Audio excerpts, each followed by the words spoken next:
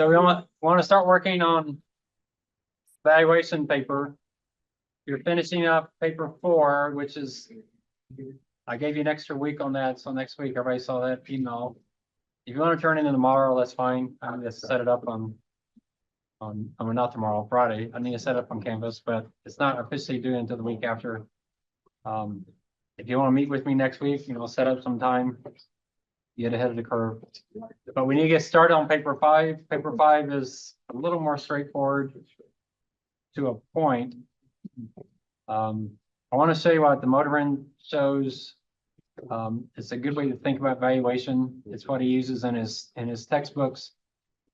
And we'll somewhat be doing it like this, especially in one of the Excel models. But he takes a firm and breaks it into 4 pieces when you do valuation. It's a really good way to assess your own firm. So we talked about this coming up with the discount rate. What is the discount rate you're going to use? So you're going to use the capital asset pricing model. So that's fairly straightforward once you get the beta, rolling beta done.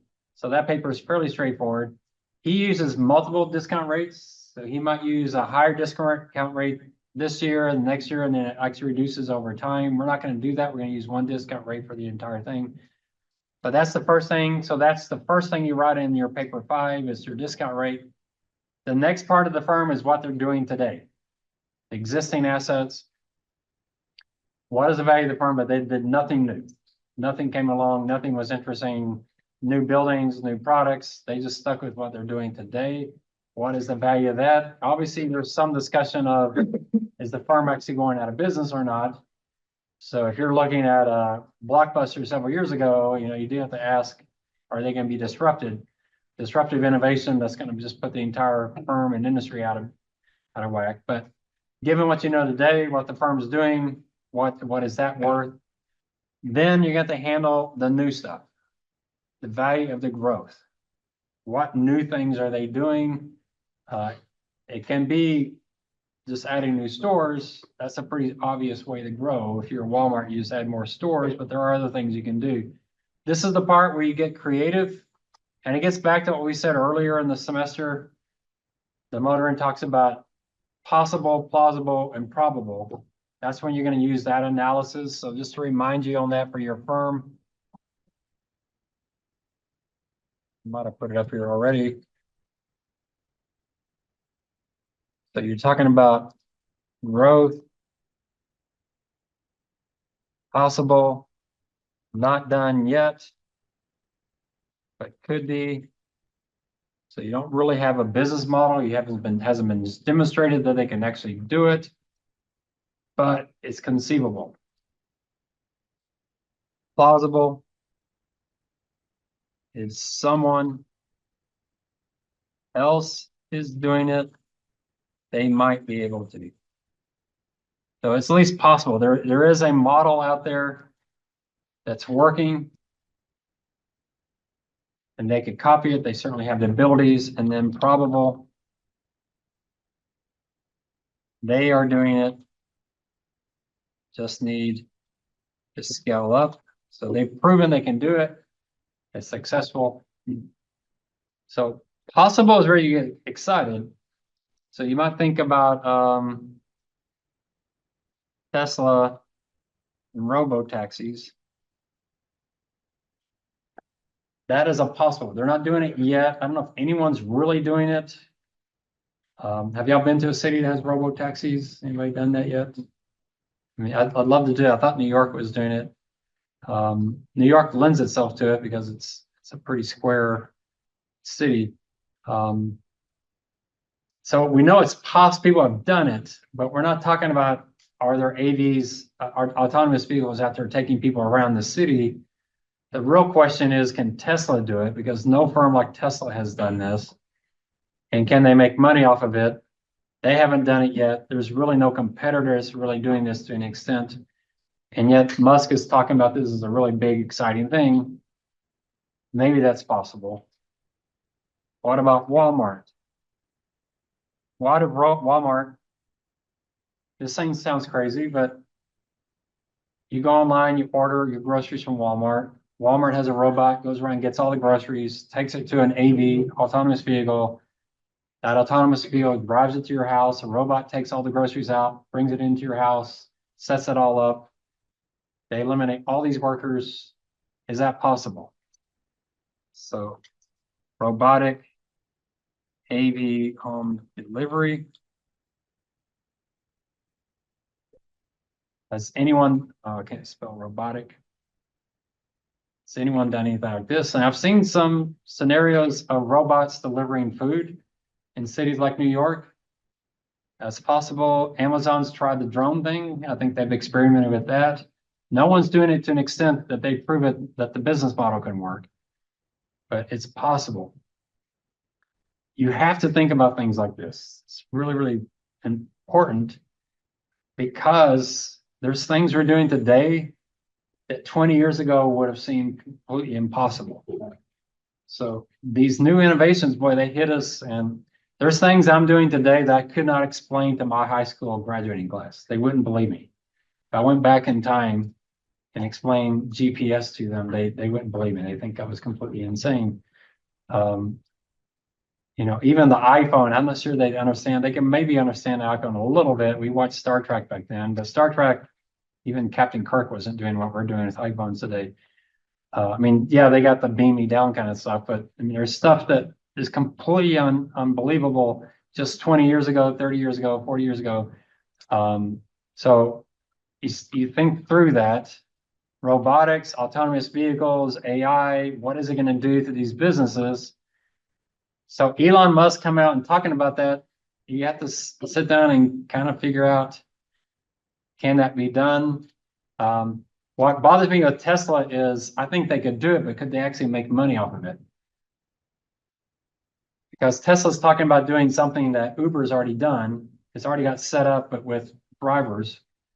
They've already got the software. Tesla actually going to have this software they're going to use with their customers that own Tesla so that your customers can share their cars. Or does it make more sense just to let Uber go in and do it because they've already got the software set up? I don't know if Tesla can actually get in that business and how much they're going to develop it, but that's the possible. The plausible is someone else is doing it and they have the capabilities. So you talk about electronic vehicles and what's going on there. You know, certainly Ford and GM and Volkswagen can get into that business. So you're looking at where they are in development. There's a big debate with Toyota. Toyota has not been as big in EVs as others, but they're in hybrids. I actually think hybrids make more sense than EVs. So I don't know how that debate's going to work out. Can Toyota get in that business? They've done really well on plug-ins, on plug-in hybrids. Could they get into this business of EVs, or is that a completely different industry technology? So you got to somewhat assess that. And then probable, this is the market assessment. You may have to do this. So the market assessment is, what is the ultimate market for the industry, not for your company? How many years? And my company's market share.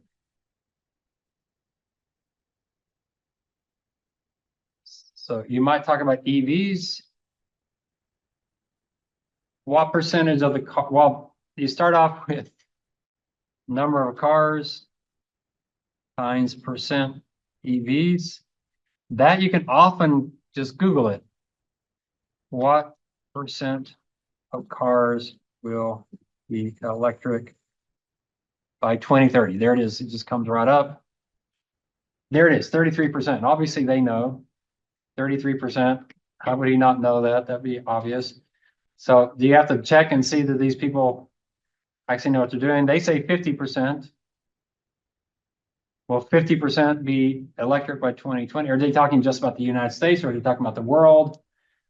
You know, so that's what you're looking at. What data do you have, and is it believable? How many years? You see, those articles will tell you that, how many years. And then what is your company's market share? So for Tesla, you can look at their market share today. You can look at these Chinese companies that are coming along and doing a pretty good job. You can look at other competitors. You can look at Tesla trying to come down market and what that will do for them.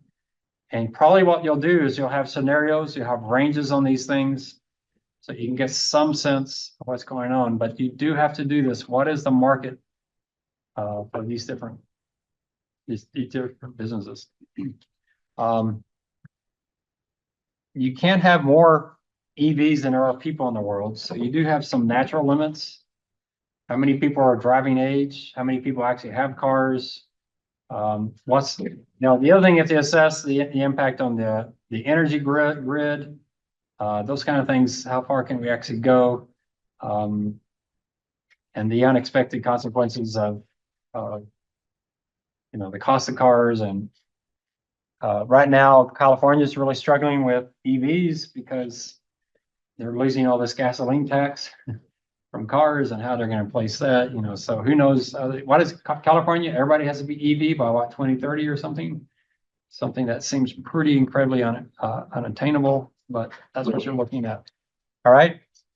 Can you get how many cars in the world?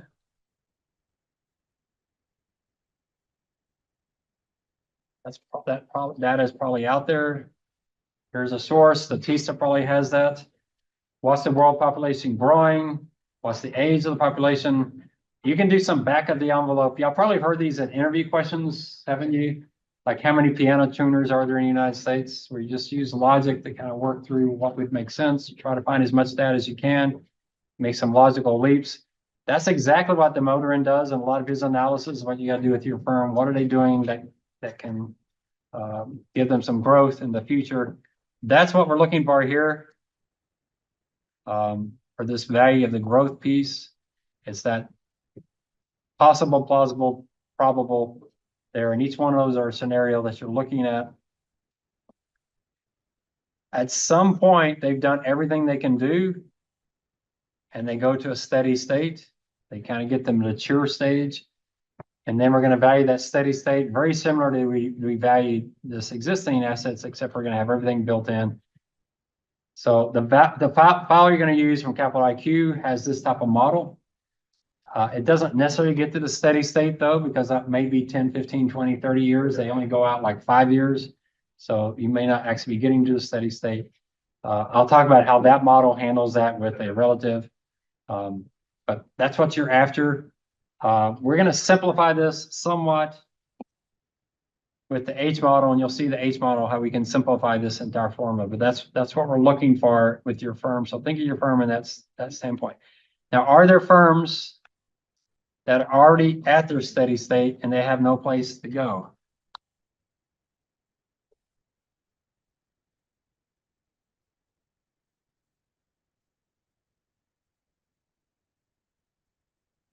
So Campbell Soup. You don't see massive amount of growth here. They had a good jump here. I think they bought another firm though. Their net income has been all over the place, up and down, up and down, up and down. What does Campbell Soup sell? Do y'all buy Campbell Soup products?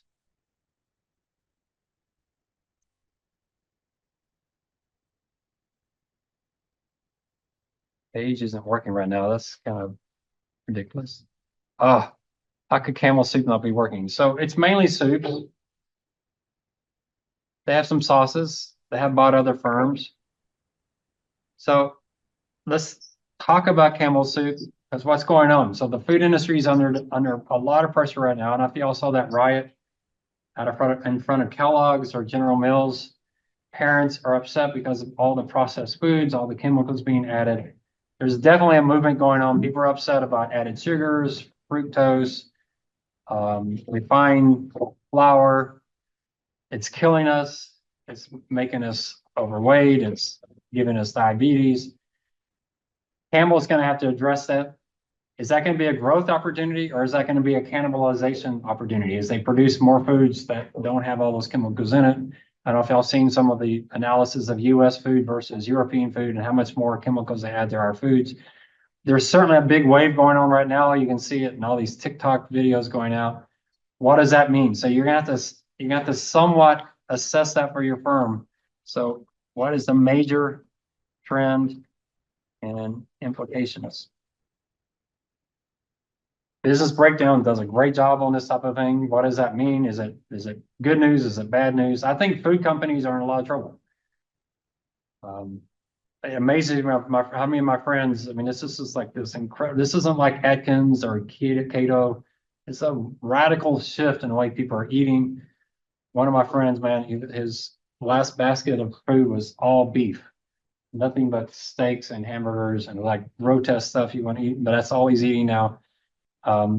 People are getting away from processed food. They're getting away from sugars. The exact opposite of what my generation is told. It looks like it's working because they're all losing weight and they're all keeping it off and they're losing their diabetes and their diverticulitis and or arthritis. I mean, it's amazing the impact it's having. The food industry is going to have to react because the definition of healthy used to be low fat and high carbs. Now it's high fat, low carbs. That's a pretty good switch, isn't it? If you're a Pepsi, if you're Frito-Lay, that's a pretty good switch almost overnight. How are these industries? So how is Campbell Soup going to handle something like that when they have all these chemicals in their foods? You can't just change that overnight. Same thing with Walmart. Let's say Walmart does this. Does that give them growth, or they're just doing that because HEB is doing it, Kroger's is doing it? They're all getting the exact same amount of business, but now they're doing it with robotics instead of with employees. Maybe the only benefit to them is not sales growth. The only benefit is cuts expenses.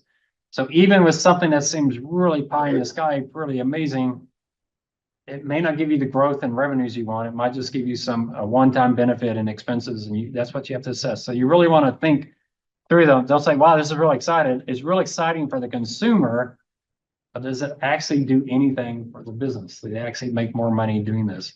So be a futurist, think outside of just the standard, realize that the world changes pretty dramatically. What's the biggest trend you're going to see here? It's got to be AI. You're going to have to somewhat talk. AI is going to impact Walmart. It's going to impact Tesla. Going to impact every business. It's going to be, even you chemical guys, everybody's going to be impacted by this. So you have to definitely look at that. All right. So do some analysis of these pieces. Think about time. How long does it take to get there? Map it out. This might be too late for you because you're doing your forecast now for paper 4. This sounds like stuff that should go into paper 4. But we kind of have the cart before the horse sometimes in this class because of the way we're breaking it up. But yeah, this is somewhat what you want to think about in your forecast. So cash flow comes from assets. So what assets do they have? Assets don't have to be on the balance sheet. It can be employees.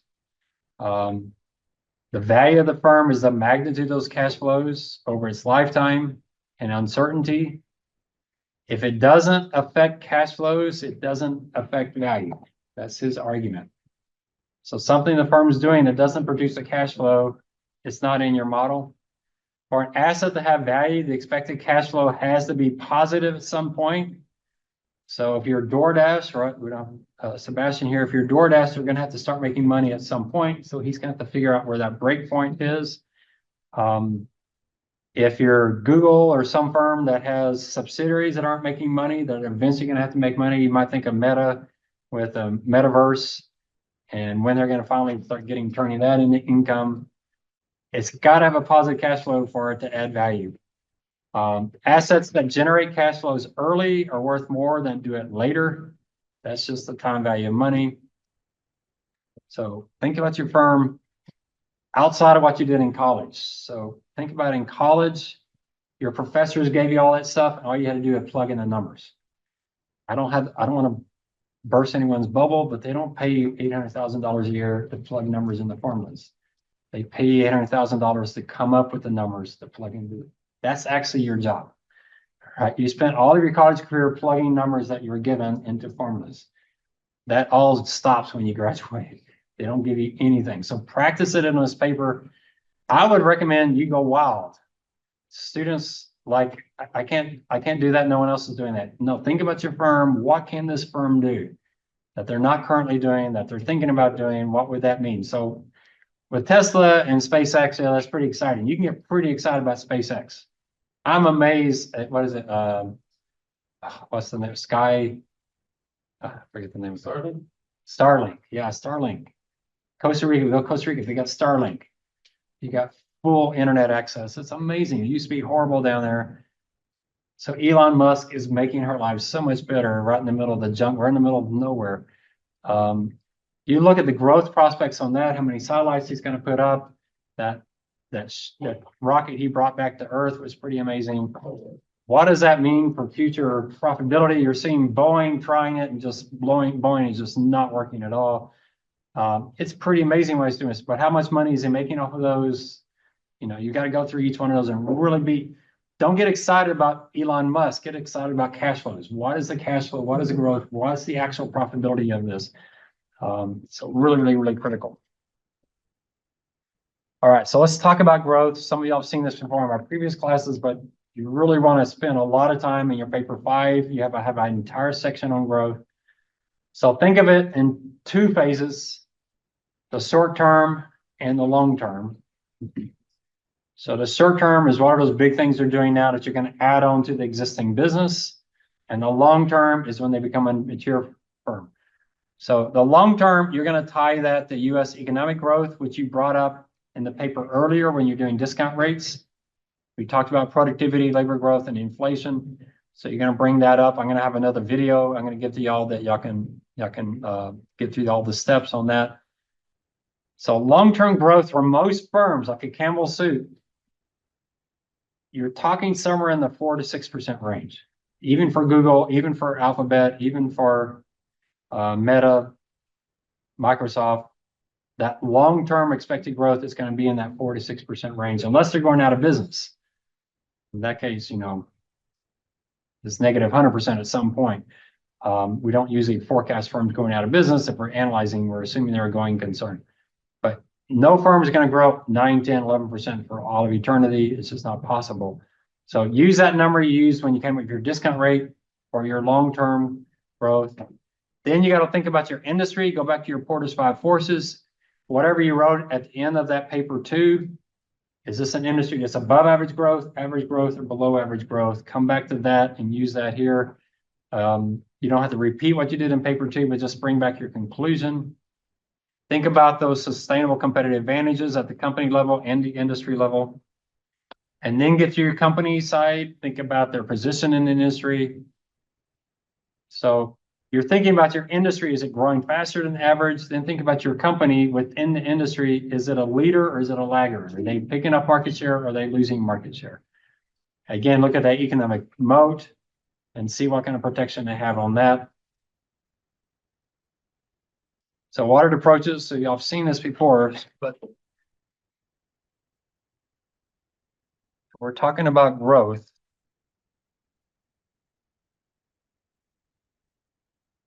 We're talking about the future out 50, 100 years. We're not talking the next 10 years. We're talking about the long-term growth of this firm. I love it when students say, where do I get my growth rate? You don't go get your growth rate. It doesn't exist anywhere. It's your forecast. You've got to come up with it. But what we want to do is get some ballpark figures. All right. Some sensible assumptions. So that's what we want to try to get. At least you have somewhere to start. So I'm going to give you 3 approaches.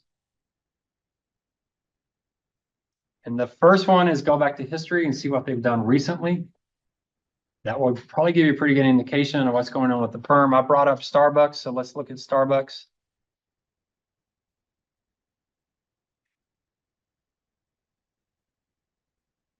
So their revenues have grown 9% over the last 10 years. I also like to look at the annual growth rate.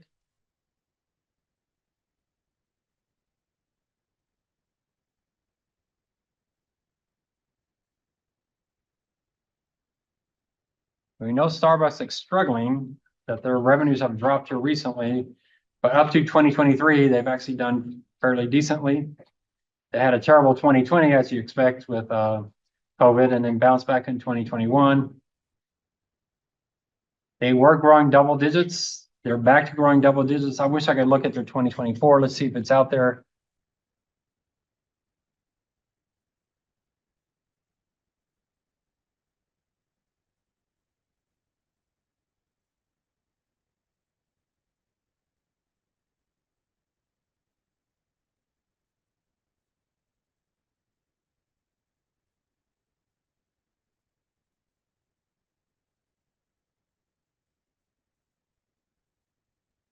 So their revenue this last year is still growing double digits. What did Starbucks do recently? That's pretty exciting. New CEO from Chipotle. So that's pretty good. Their income is jumping pretty well, but we know they've been struggling just with revenue growth, and so you're trying to figure out, is the trend coming down? Is it slowing down? Is it consistent? Has it picked up? Is something going on with new stores or new products? So you have this in your paper 4. This data, you can use it to give some historical perspective. Another approach you can use is do three-year growth rates.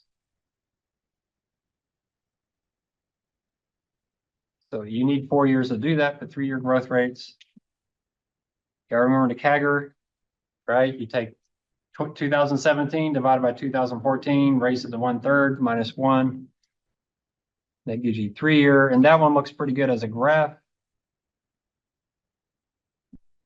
So looks like they bounced back here recently. So a graph, obviously 2020 was a devastating time for them. So you have that on revenues. Do the same thing on earnings.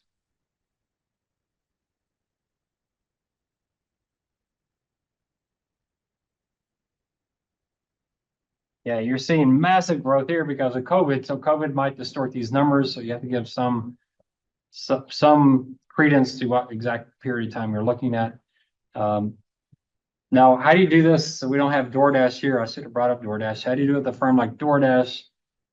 DoorDash, your whole focus is on revenue growth. And then you eventually say they're going to have some normal margin that you're going to get them to in some years, 5 years out or whatever. So if your firm is fast growing, not making a lot of money, at some point, taking a point, we're going to have a margin that's normal for the industry. You're essentially going to get into that. You're going to grow them to that point.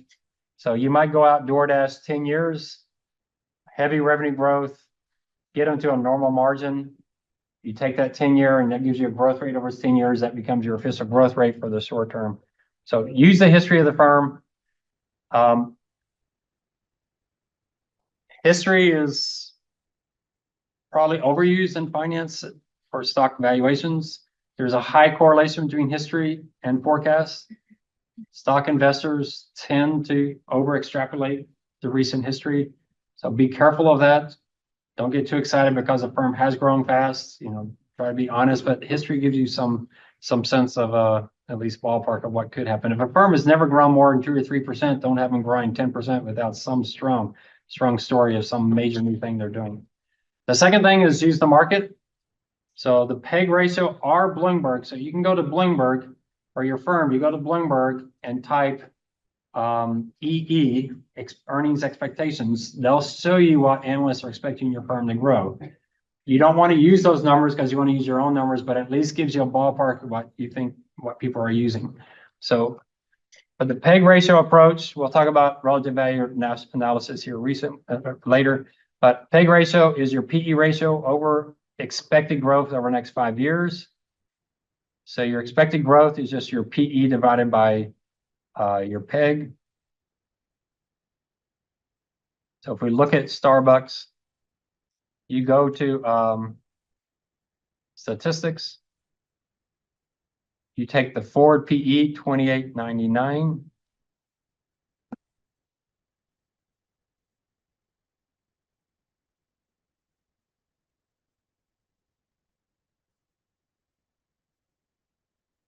We'll take the PEG.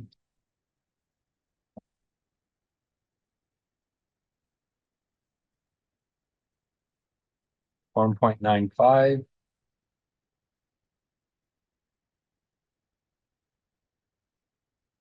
So what we're trying to do is the PE ratio is price to earnings per share. What the PEG ratio is trying to do is say, okay, PE ratios are high because the firm's expected to grow fast, or they're low because the firm's expected to grow slowly. We'll take the PE ratio and we'll divide it by expected growth. And that will give us a ratio that both includes valuation and growth. So we adjust those two. And so if we take the PE ratio divided by the PEG, we should get a growth rate 5 years, because the PE divided by growth rate is your PEG.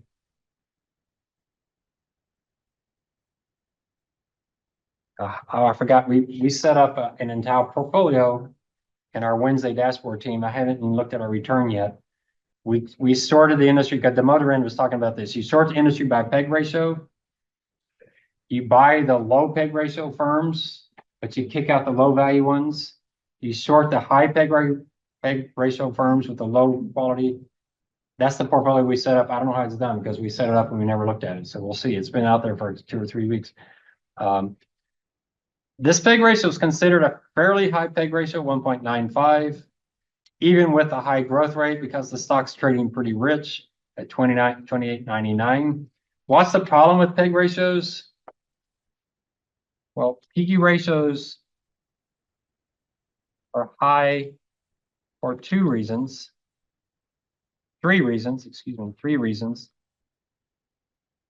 One is valuation.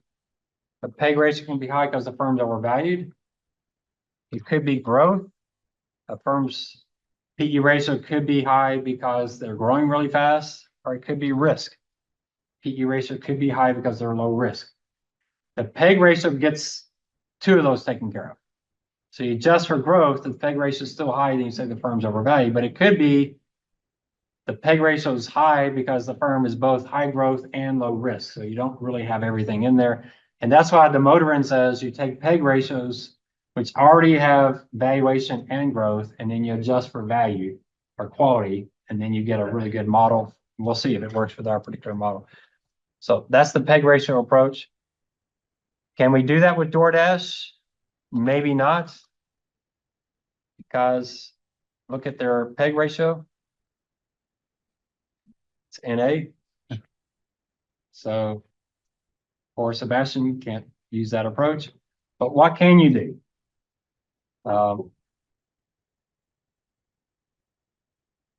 Find a competitor that's very similar and look at what the market's thinking there.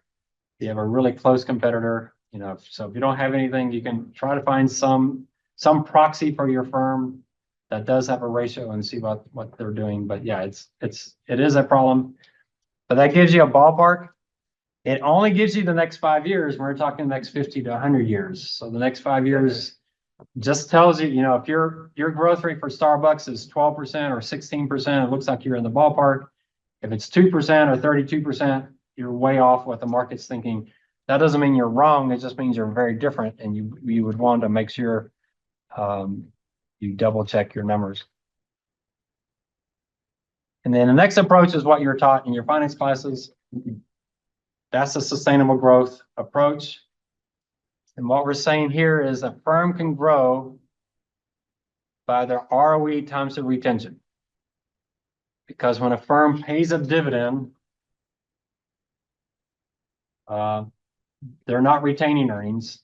For example, if you're, I got that worded kind of strange, but a firm's earnings per share is $4.74 and their dividends is $1.59. They're retaining $3.15. They can use that to do CapEx, to invest back into the firm, and they can grow. They pay out the $1.59. They can't grow because that's no longer their cash. So it implies retention, higher retention should increase growth.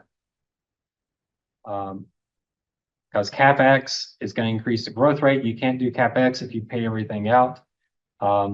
So is that actually true? You can go back and test this, and Robert Arnott did test it. It's a pretty interesting paper. He did analysis of firms by payout ratios and growth, and what he discovered was the exact opposite. He discovered the higher the payout, the faster the growth, the lower the payout, the slower the growth. He found the exact opposite. The firms that retain more grow more slowly. But I actually throw that out because I think that is a different thing he was measuring. Obviously, in 2008, retention went really high. Firms were paying out less. They weren't retaining because of good growth prospects. They were retaining because they were going out of business. They're worried about the recession. So they're retaining not because of growth, they're retaining because of fear. But I think over the long term, that's probably true. So sustainable growth equals ROE times retention. I think I've given you enough in your Excel to actually calculate this. The capital IQ data. We looked at this before, but I don't remember where it was. So you need the dividend per share, you need the earnings per share, and you need the ROE. See if I can find these numbers again.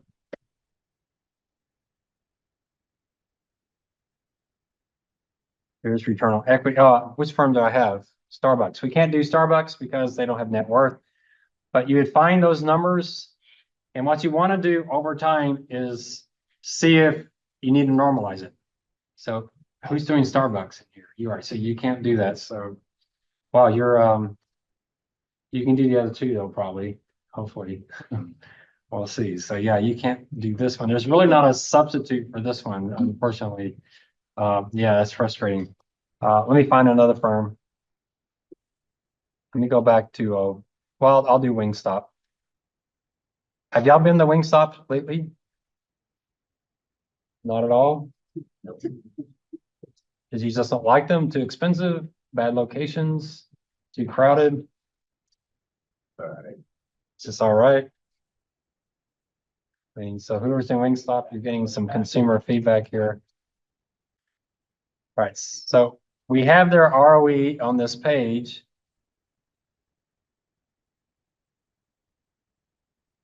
Wait, who is this? Oh, it's -2. Sorry, we can't do Wingstop either. Wow, what is the? We just got way too many firms with negative net worth. Oh, okay. Okay, let me go back to Walmart. Yeah, wait. Well, I'll do US Foods. Someone's got to be having net positive net worth somewhere in this industry.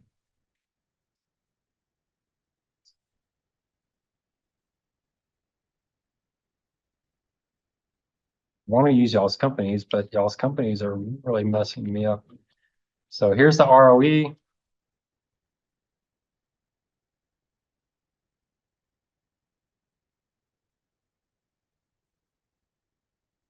Let's do net income. I'm going to simplify it. Net income and dividends. So their net income is 506. Their dividends are 7. So their payout, your payout is just your dividends divided by your net income, and your retention is 1 minus the payout. So you can see you can do this entire thing. You can do this entire thing on this print page 1. You get your net income from line 9, your dividends from line 15. Your payout is your dividends divided by your net income, and your retention is 1 minus that. So you can do that all on this page.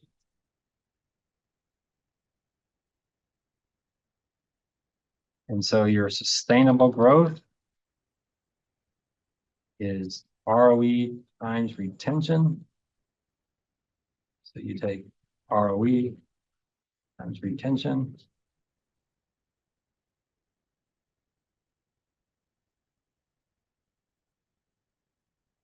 And then you look historically, and they're all over the board, right? You look historically and see the average the last few years has been 5%. They were pretty solidly above 10 before COVID. Maybe you throw out COVID. Maybe you say this is recovery. They were at 10.4. Now they're back at 10.5. That's the normalizing.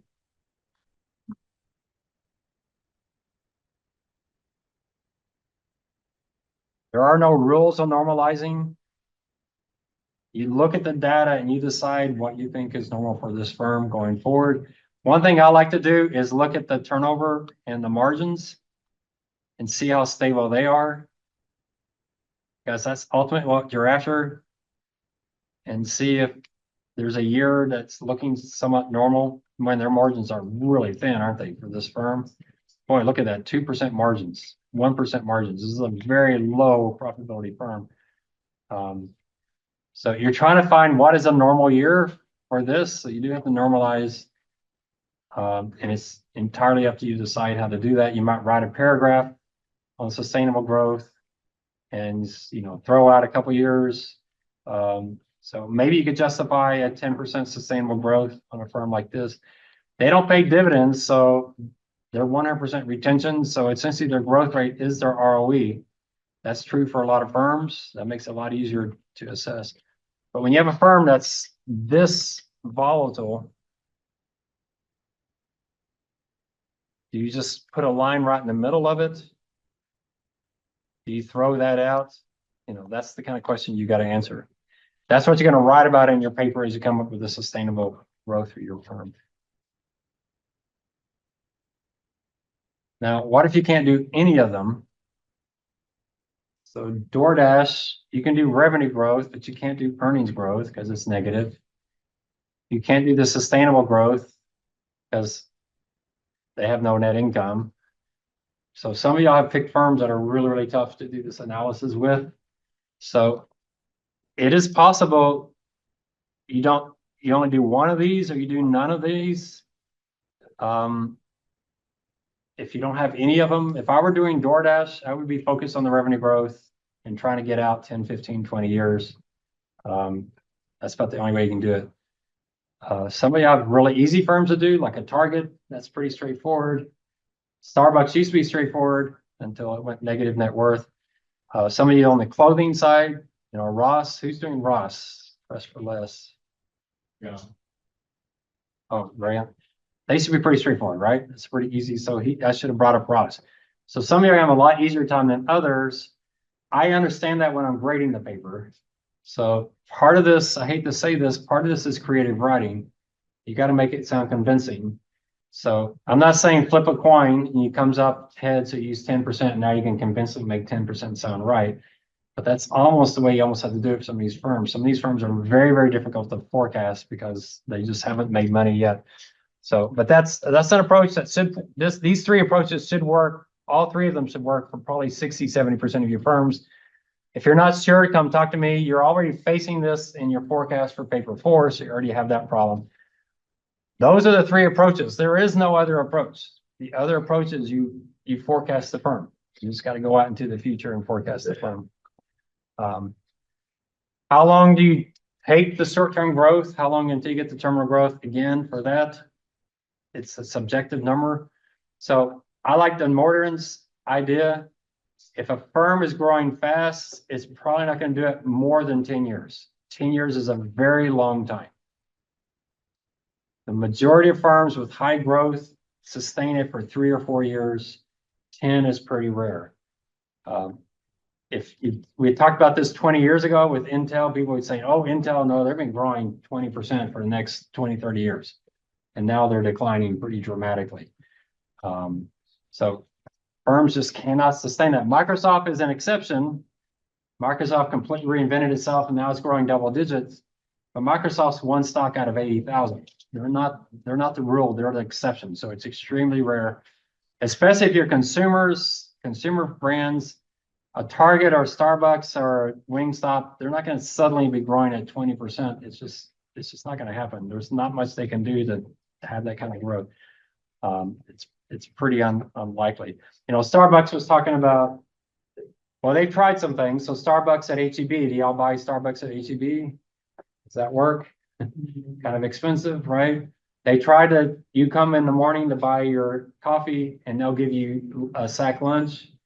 They tried that. I don't think they do that anymore, right? They kind of fell apart.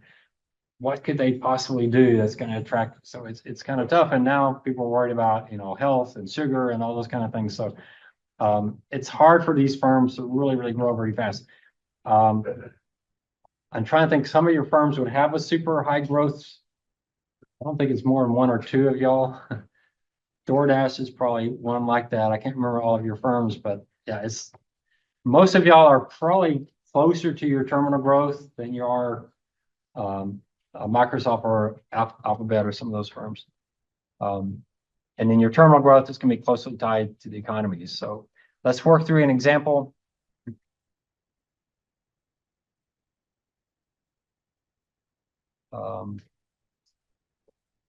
Let's try Wingstop. So let's start with the historical growth.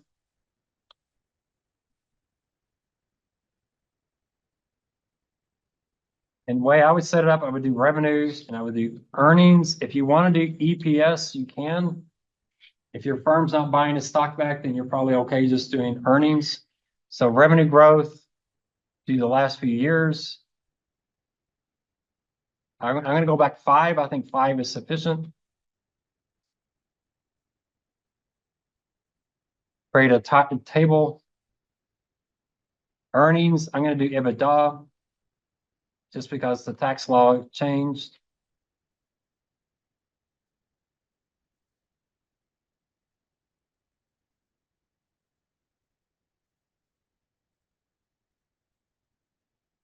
So build a table. I don't know if this would work as a stat bar. Build a table. What are you trying to show with the table is how unstable it is. You show the 2020 COVID impact. Revenue growth was a recovery, so you ignore these 2 years. Looking at these last 2 years, you might ask, where did that 40% come from? You've got to explain all these bars. Maybe that 40% came from them buying another firm, an acquisition. If that's the case, you got to somewhat discount that because they can't grow like that again. So a graph like this makes a lot of sense in your paper. The next part is the PE ratio, the PEG ratio. Here, you can't really go back a few years, but I'm doing US foods, right?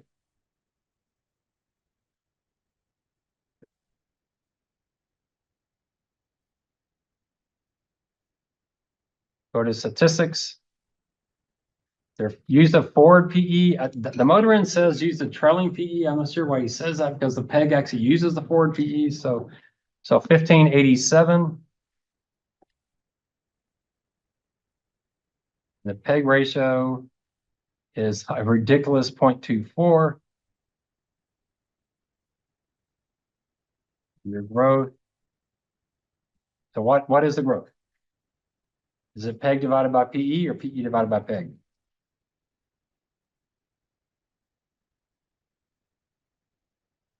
PE divided by PEG, right? If you want to check it, just take your PE ratio and divide it by the growth and you get your PEG, right? What in the world does that mean? That's the growth in earnings per share that's expected, 66%. And that's over the next 5 years. Could you add that to this same chart? Who knows? Somewhere put it in there. 66%. This is when I would go to Bloomberg and look at the EE and substitute. I would probably substitute the Bloomberg EE for this PEG. If I get a crazy number on the PEG, I would probably substitute the Bloomberg, right? Bloomberg is really simple to use. When you do the EE, it will bring up revenue and earnings per share. You can look at both of them. You can get the growth rates out pretty simple. And you can actually do it year by year. You don't have to do just the entire 5 years. So I encourage you to use the Bloomberg. If you use the Bloomberg 5 years, you might do the exact same chart twice. In fact, you might do history and then do Bloomberg as the future and put that on the same chart in different colors. So you can show this is what their history's been. This is what the market's expecting. You don't have to use those numbers, but it gives you that as a chart that you can kind of put a context to the numbers you're going to do. So I encourage you to use the Bloomberg expected earnings, but you have the PEG ratio approach. And then sustainable growth. We have that up here. Last 5 years, again, you can do a graph. And then what you want to do is a summary table. Put all those together, and then you got to come up with your final recommendation.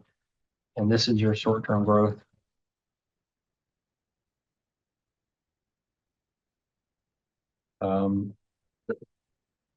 Students really hate the fact that the numbers are all over the place, but the numbers are all over the place because that's the nature of business. That's the nature, especially when you have COVID in the mix. That's just the nature of these businesses.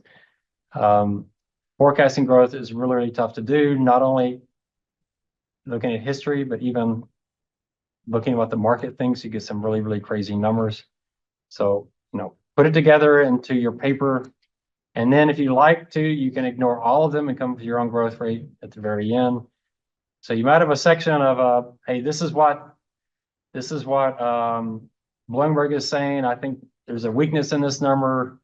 I just can't see this firm growing that fast, or I think they're going to do better than that, or they're doing this, whatever. You don't know how Bloomberg came up with their numbers. I think Bloomberg is a better source, but you still don't know who that is. You should be careful on Bloomberg how many analysts that is. If it's only 1 or 2 analysts, that makes it a lot weaker than if it's 4 or 5. This is the sell side, so the sell side tends to know what they're talking about. They tend to have pretty good data. They have better data than you have, so that certainly helps. All right, let's look at a couple example papers.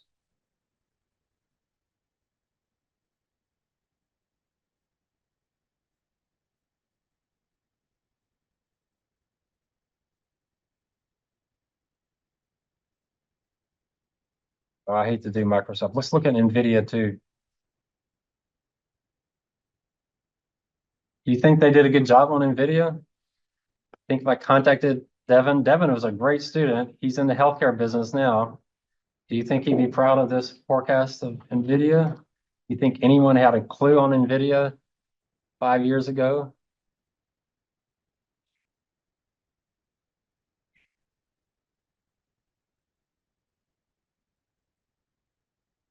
Here's his forecast. We could certainly look at his forecast. He's got their revenues up to their earnings per share up to $5. Who knows with stock splits and all that kind of thing. Here's his discount rate. We've already covered that. Short-term growth rate.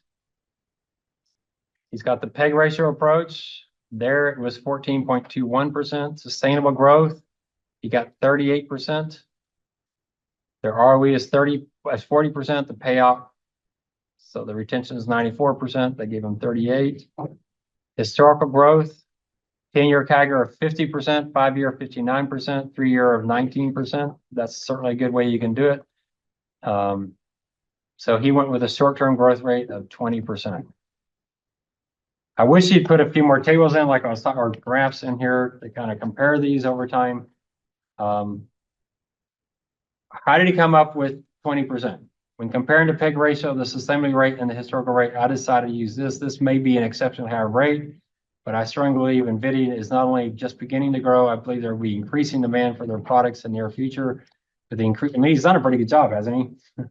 This all sounds pretty good. 20% growth. What was the actual growth? I don't know. I can't remember what year he wrote this.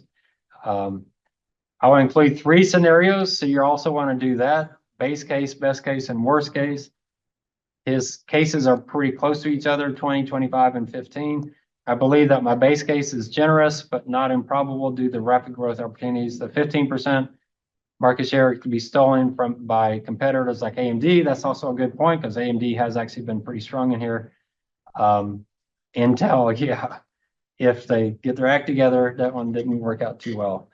I mean, it's not a massive section of his paper. I think your section, you need to have more there, at least some more tables. One thing I think he needs to do is have more years. So here you can certainly strengthen this with the Bloomberg. I'm sorry, on the PEG ratio with the Bloomberg.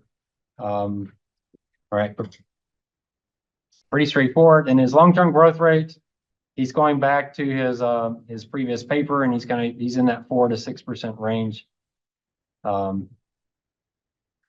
Potential annual growth rates in 2035. So he's got a chart from I don't know whose that chart is from. It doesn't say. So, all right. And then the H. How do you come up with the H? This is your most creative writing parts of the entire paper 5. It's the most difficult one. Try to find some bases. If I was doing Tesla, I would probably be Googling how many EVs are going to be in 2035 and 2043 and 2055. Try to find some basis online. If I'm doing Walmart, I want to look where they're saturated, where they're not saturated, where they're building, try to figure out what they're doing overseas. You have to have some basis for the H. If you're doing Costco, they're adding about 50 stores a year. Where are they adding them? When do they have enough so that they can't add any more in those particular areas? You can certainly forecast that out. H becomes very, very difficult. He says H is the half-life. This figure is highly subjective. I agree with that. A value of 7.5 is reasonable for a young tech company, especially one that benefits from so many trends. The explosion. So he just picked a number out of thin air and just says it's reasonable. Remember, Demoderan says 10 years is long, so the H of 5. He's using 15, so he's being pretty aggressive with NVIDIA for 15 years of rapid growth.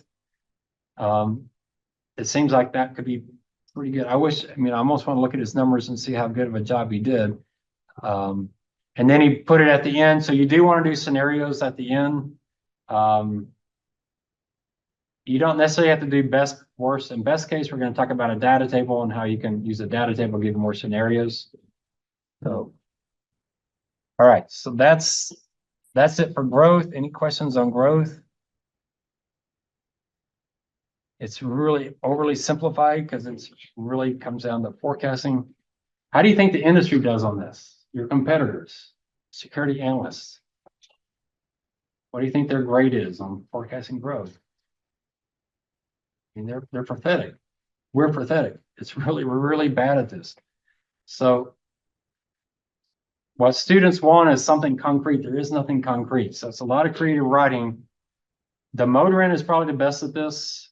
And that is visualizing your company, visualizing the market. Make sure what you're assuming seems reasonable given the population of the world, what your firm is doing. So some of this can really be you're sitting down and just thinking about it and kind of graphing things out. Now you on the chemical side, what's your chemicals? Someone give me an example. HB Ford. What are they selling chemicals They do primarily adhesives. What? Adhesives. So like adhesives? Glue, sealants. Oh, really? That doesn't sound like a high growth industry. Is it construction related? Is it construction industry related or is it other? So adhesives touch like 96% of manufactured goods. Oh, really? Okay. Everything. So it's tied to the U.S. manufacturing industry. I mean, it's our world. So it's like a global company. It's in China. It's in the U.S. It's in Europe. All right. And do you have a sense of the size of the entire industry?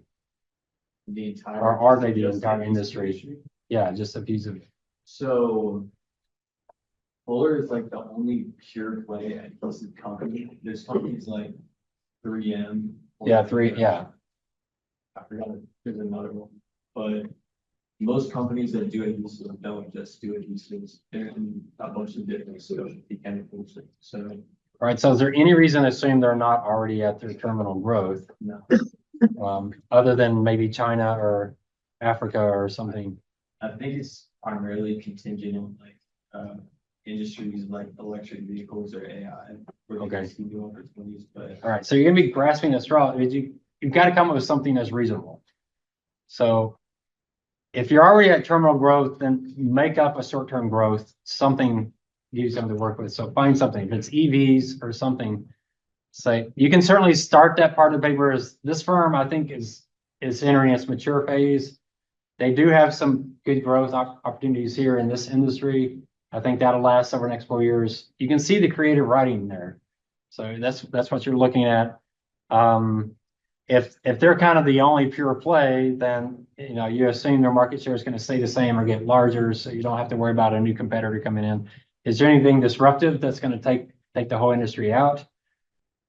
I mean, you've been around 140 something years, probably not, but so it's creative writing. It's come up with the best that you have to work with. So, you know, you have to just kind of do your best when you get into a section of the paper.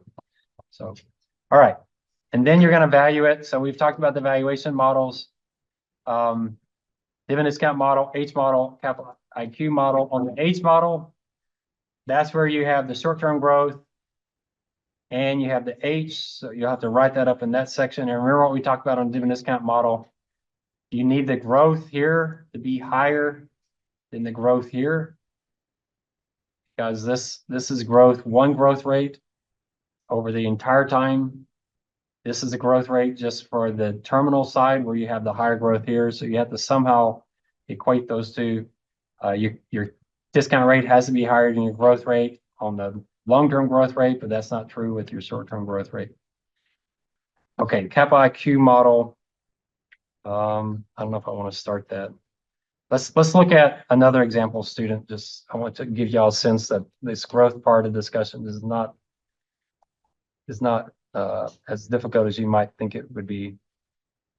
Let's try Under Armour. Y'all buy Under Armour products? Very much a sports related, right?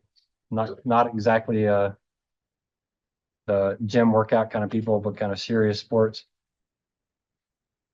I don't know what the date of this is. 2018, so this is 6 years old. I should take all these papers and grade them on how well they did on their forecasts. It would probably be pretty pathetic because none of us are really good at this.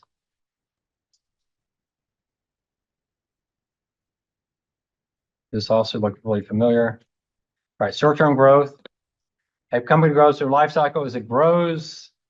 I do not think this view still holds due to the rapidly changing nature of sportswear industry as well as saturation. I think primarily is in the end stages of the growth phase, with the maturity phase coming somewhere. So, Reed, that may be something you would say.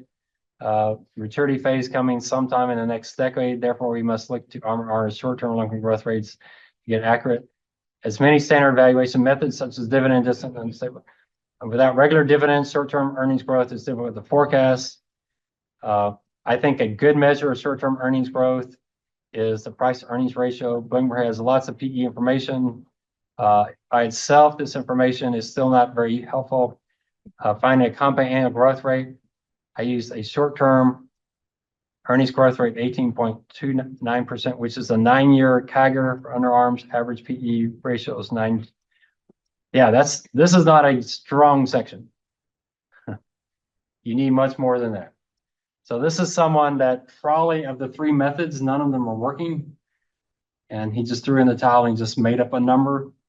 That's just not, yeah, so he probably lost quite a few points on this section. Earnings growth rate, 18.29%, which is the 9-year average. You're gonna have to do more than that. So you're definitely not gonna have that work.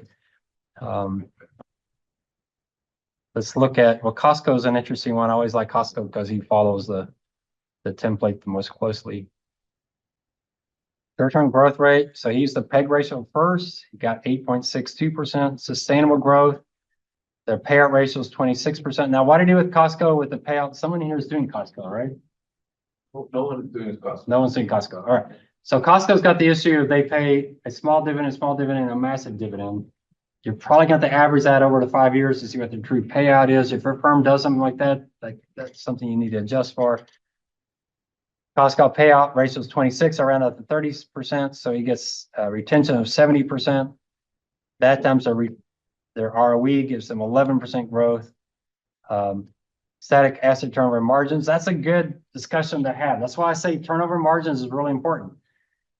The sustainable growth rate assumes their turnover margins are just going to stay the same forever and ever and ever. If their margins are increasing, their turnover is increasing, or the other way around, you're going to have to adjust the sustainable growth down. So you might say, okay, the sustainable growth rate gives me 11%, but their margins have been improving the last few years. I'm going to push that up to X. That's the type of discussion you can do in that. Last, I use historical growth. to help decide on a short-term growth rate using capital IQ, I found a 10-year, 5-year, and 3-year earnings growth rate, 7.1, 5.5, and 4.1. I decided to use 3% as short-term growth rate due to lower amounts of historical growth in EPS.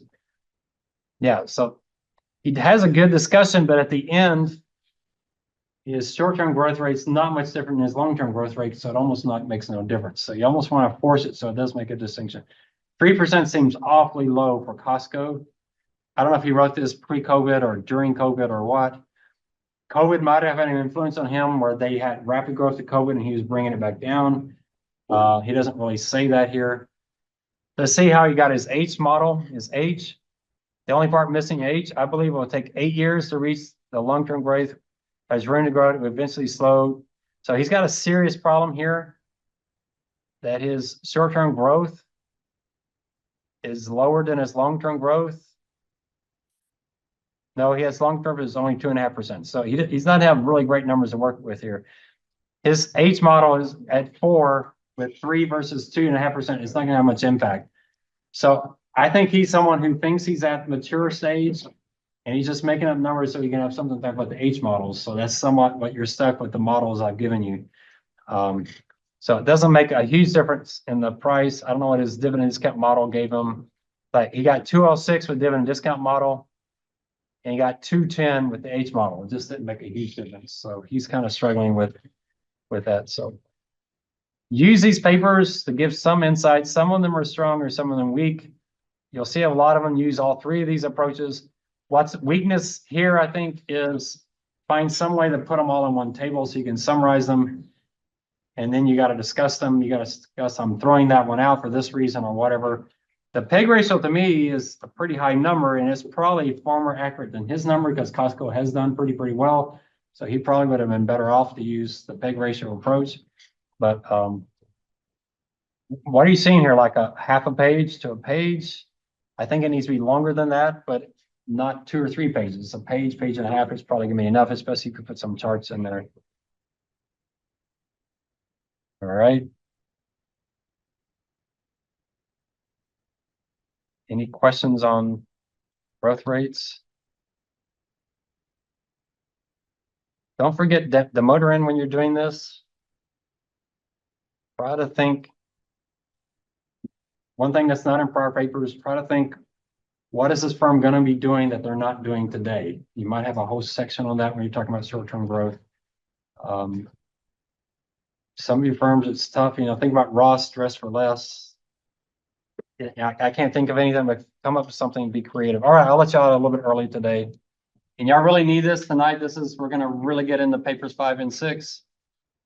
Before I do that, we've talked about the CFA Research Challenge. They just sent us the name of the company. So a couple of y'all expressed interest. There's Tristan's also interested. So if you want to think through this, it looks great on the resume. It's quite a bit of work, but most of it hits January, February. You do a paper, not quite as extensive what we're doing in this class, but it does have an industry analysis part. A company short, just shorter. It's the same as this class, but just shorter. Usually 10 pages in totals with appendices. The company they pick, they make us do a Texas company, and this time it's a small company, 2.5 billion market cap. My guess is none of you have ever heard of this company. It's called AZZ Inc. Anybody heard of them? It's a Fort Worth company. Any of y'all from Fort Worth? So Fort Worth company. Those in the chemical side, y'all might, this is kind of your league, but provides hot dip, galvanizing, and coating solutions. It offers metal finishing solutions for corrosion protection. I don't know what galvanizing is. Anybody know what galvanizing is? So, but it's hot dip, whatever it is. Powder coating. So probably a bunch of engineers. The CEO is probably an engineer. I don't know what the AZZ stands for. Very small company. Its stock. It looks okay. It has jumped up here recently. It's like at all-time highs, it looks like. $83 stock, $2.5 billion company. So the nice thing about it is it looks like it's essentially a one product company. It makes it much easier to analyze. You don't have a bunch of subsidiaries. It's a lot better than the last company we got where we made it the nationals. But it's kind of in that vein. But that company had a few too many products. This one's going to be a little more limited. So if you're interested, let me know. We've got to let them know. So they do have, it's open for registration now. We are in the South Texas Challenge. Kickoff is December 2nd. And you must sign up by December 16th. So you got about a month to decide. So if you need a kicker for your resume, it's just an incredible way to do it. So y'all let me know. I'm going to forward it to you. I know a couple of y'all express interest. So it's, you know, the first round is just you emailing the paper. So there's no presentations. You make it the second round, you make a presentation, but it's a very short presentation and you essentially make it off of your paper. So, so after you get the paper written, the workload gets shorter and shorter and shorter. So y'all let me know if you're interested still. It's an interesting company. All right.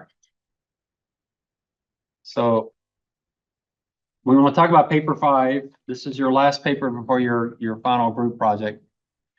I want to show you exactly what's required, and I'm going to show you the spreadsheet I want you to use from Capital IQ. I wanted to show it to you tonight on my laptop, but I cannot get Capital IQ to work on my laptop. It's very frustrating. So I did a video of it, me doing the spreadsheet in the FSC, so I can at least show you how it works. So paper 5, you've got a few requirements. You've got the discount rate side where we already talked about this. You got to get the risk-free rate, which is the easiest.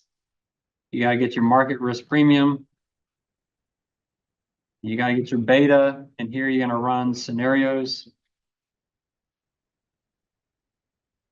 So that's a discount rate part. That one's very straightforward. I'll do another video for y'all on that as well as in the class. Then you got to do growth rates. And here you're probably going to do a short term and a terminal. We'll talk about that. And then you're going to do valuation. And I want you to use 3 valuation tools. I want you to use a dividend discount model, the H model, and the Capital IQ model that I'll show you tonight. The next thing you do is relative value that we'll get into probably starting next week, although I might show you some of that tonight. And then you got to your final valuation matrix. And here what I want you to do is the football chart we'll talk about, which is really popular. And this is going to be the key for your final team presentation. Is each of you going to take your stock, you're going to get together a team, and you're not going to decide which stock you like the best. You're going to decide which stocks to put a buy on, a hold on, or a sell on. It's possible you have all buys. It's possible you have 1 buy, 1 sell, 1 hold. It's possible you have all sells. So you as a team, as a committee, we'll talk about how a committee works. I worked a lot with committees where you make a decision which stocks do you want to buy or not buy. You have to work as a committee and decide, and then you will make that essentially you're going to have one massive paper. You're going to have your industry overview or your industry discussion, your paper 2. You're then going to have each of the papers for each of your companies, and then you have an exec summary that's going to summarize it up with key points for those companies and what your final recommendation is. So it gives you a great final product that you can put on LinkedIn, even though some of it will be produced as a team and some of it individually. And this is going to be a big part of it, this final football chart of which company you're recommending. You'll go back through your papers so you can find key points. So it's not just valuation, it's key points, opportunities that you have for your company that you can find it for each one of them. So that's why we have some extra time at the end of the semester to let you start putting that together. Because it's not going to be easy. even though you're gonna have everything you need, it really is just a summarizing. You got the group dynamics. Some of the groups are really large. It's gonna be a little more difficult than other groups that are smaller. So there's where we're going. Let me show you this model now so you can see what it looks like. Here's the model without it working in Kappa IQ. And it's quite massive looking. It's got all this stuff over on the side. But essentially what you're going to do with this model, a lot of the assumptions you'll just take from Kappa IQ. Like the tax rate, the last 5 years, you can probably just take that number. But if you have your own assumption, you might want to say, well, the Trump tax changed to 21%. He's got the House, he's got the Senate. He's probably going to make that permanent. All right. Well, maybe you change that to 21%. You know, that's the kind of thing you do. The risk-free rate, if you're using the current 10-year treasury, which is not what that is, they have in their different treasuries, but you can just say, you know, the current 10-year treasury is X%. You can just plug it in there. The market risk premium, they had a number like 11%, which was ridiculous. I'll show you that in the video. Why? Because they just use the last 10-year average return on the S&P 500. That's just ridiculous. So I use the number, which you're going to be doing in paper 5. So you'll have this number already when you're doing your market risk premium. You can just plug that number in there. Size premium, if you're a small company, and they'll do the size premium for you, but if the size premium, if you got a firm like that's only $2 or $3 billion, you want to add an extra 1% for the size premium, you can do that. Some of these numbers are just formulas, so you don't mess with them. It's a formula. You don't do anything. The cost of debt, you're probably just going to rely on Capital IQ to bring that in.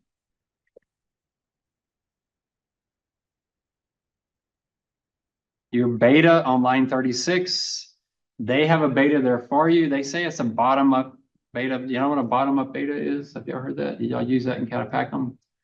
I'm not a big believer in it, but a bottom-up beta is you take every segment in the business and give it a beta, and you weight it, and you get a beta for the firm. It's the weight of the individual betas. The difficulty of that with Disney, you take Disney's theme parks, and you go out and find someone who only does theme parks and get that beta, and you apply that to their theme parks, then you'll get ESPN. It's hard to find perfect companies that become that one product to do your segment. It gets kind of tough to do. So what you're going to do here is you're just going to plug in the beta you got from your paper 5. You've already come up with the beta. You're just going to plug that in there. So there's several places you'll just plug in your own numbers. And all the grade numbers is just formulas, so you don't need to mess with those. They give you a WAC. This is from Walmart, 7.1. Sounds like a really high WAC for Walmart, so there's probably something wrong up above that I didn't catch. You have a forecast. If you look at their forecast, it's historical revenue back for 5 years, and then they got a growth. Their growth rate is nothing more than they just took the average of the last 5 years. You can plug in your own growth rates. You can plug in separate growth rates if you want to. So if you have a forecast out 5 years, you can get this part of the spreadsheet to exactly match your forecasts all the way down. So you have some control over this. So let me show you how this model actually works. Y'all might have done this in Catapacum's class. I don't know, but. So you get your discount rate. You forecast 5 years. You get a terminal growth rate. And you get a terminal relative. All right, so that's what you're going to come up with.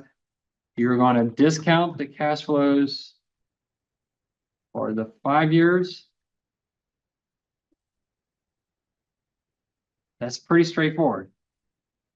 You got 5 years, and they're doing free cash flow, which is what we want to do.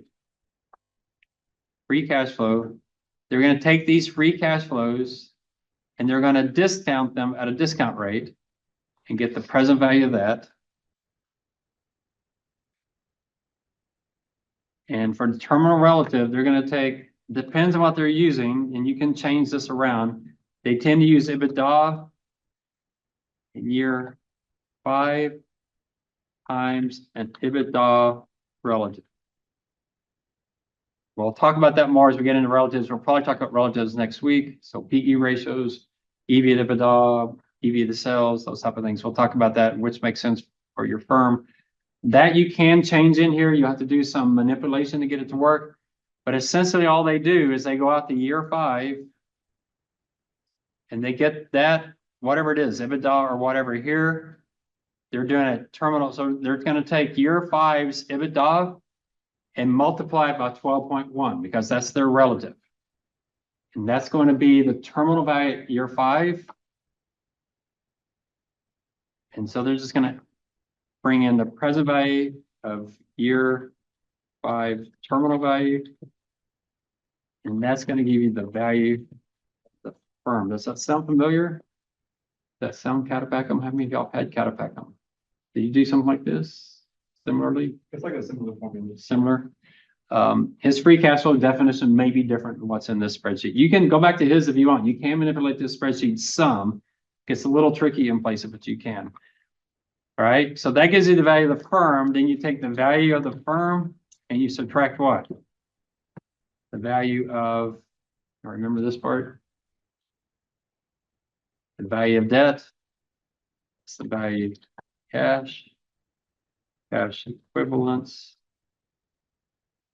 And that gets you the value of equity holders. You take the value to equity holders and divide by what? Guesses on that? How do you get to the stock price? Yeah, shares outstanding. Your stock price. So that's this whole massive spreadsheet. That's what it's doing. It gets you all those assumptions. So this is essentially an investment bank model. This is what investment bankers do. So if you're interviewing with investment banks, you really want to get in this model, delve into it. Capital IQ has done a really exceptional job putting this model together. It's a really impressive model. All right. So you're going to do that. You don't have to explain all of this. We'll have to talk about as we get in, to get to that point, what you're actually going to include. If it's an assumption you already made before, like beta, you don't need to get into it again on this one. You don't want to explain this model. So essentially what people call these things is a free cash flow corporate valuation. So you're going to use free cash flow, the value of the corporation. People refer to this as a discounted cash flow model.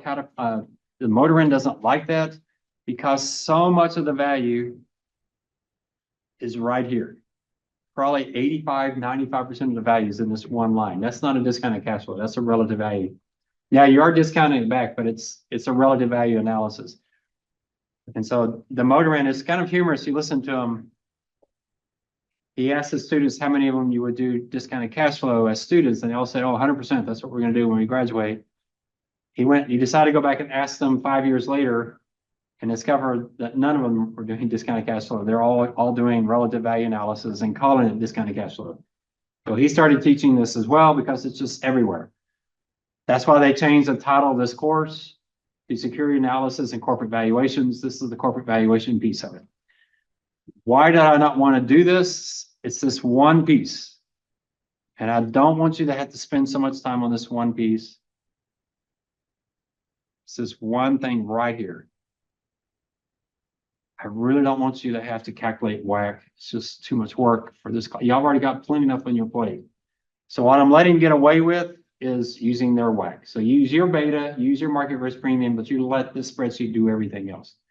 And we'll tell the other PhD professor, but the PhD professors that, yeah, we did corporate valuation, but a big part of that is WACC. But y'all already had enough WACC, haven't you? You've been whacked over the head many times, so y'all are kind of tired of WACC. So we don't need to cover that again. The way they're doing it is very consistent with what you did in your other classes. There's nothing radical here. If you want to change that and really get into WACC, that's fine with me. But you don't need to in the spreadsheet. It checks the box for what we need to do. All right. So I'm letting you get away with that piece. All right. Let me show you the video.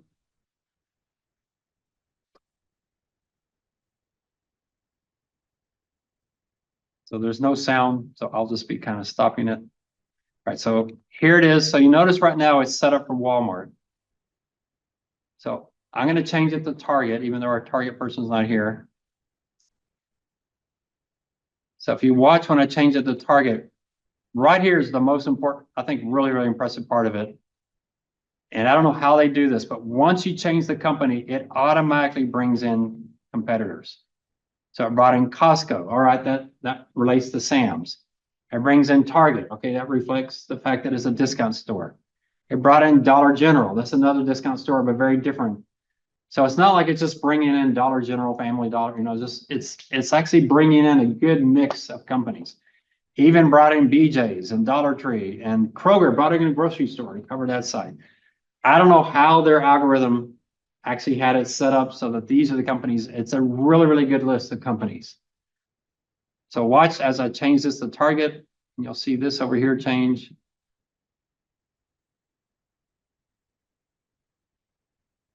So it brought in Walmart, Best Buy, TJX. So it brought in a good collection.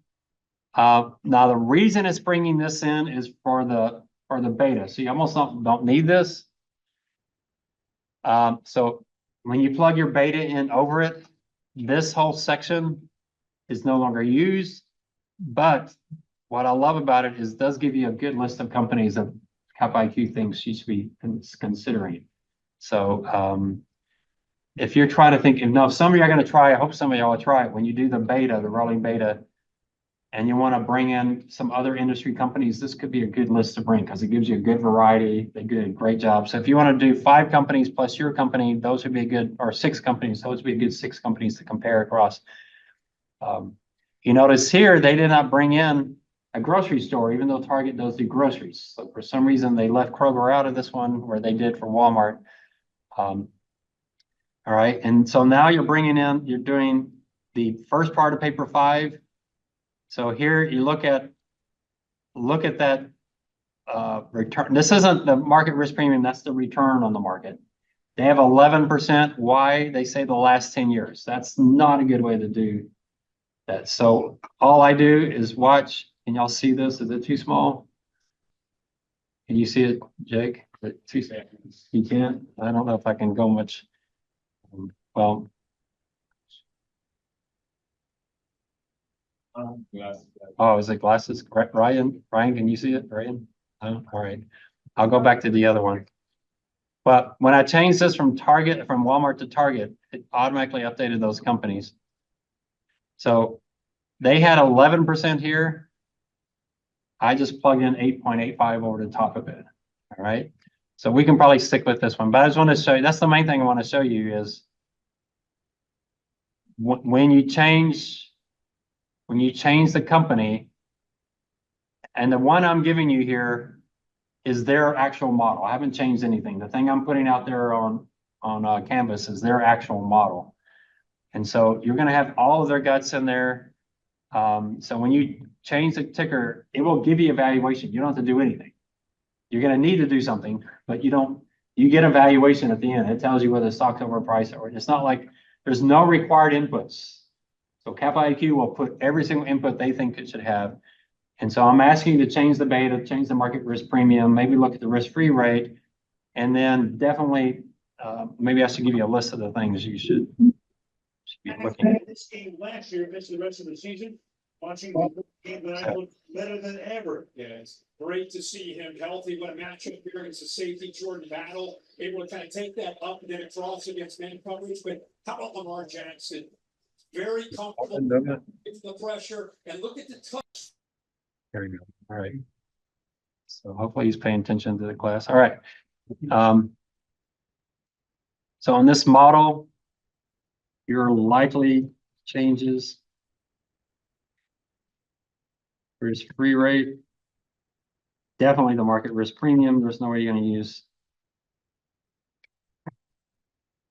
But just note, you're inputting the required return.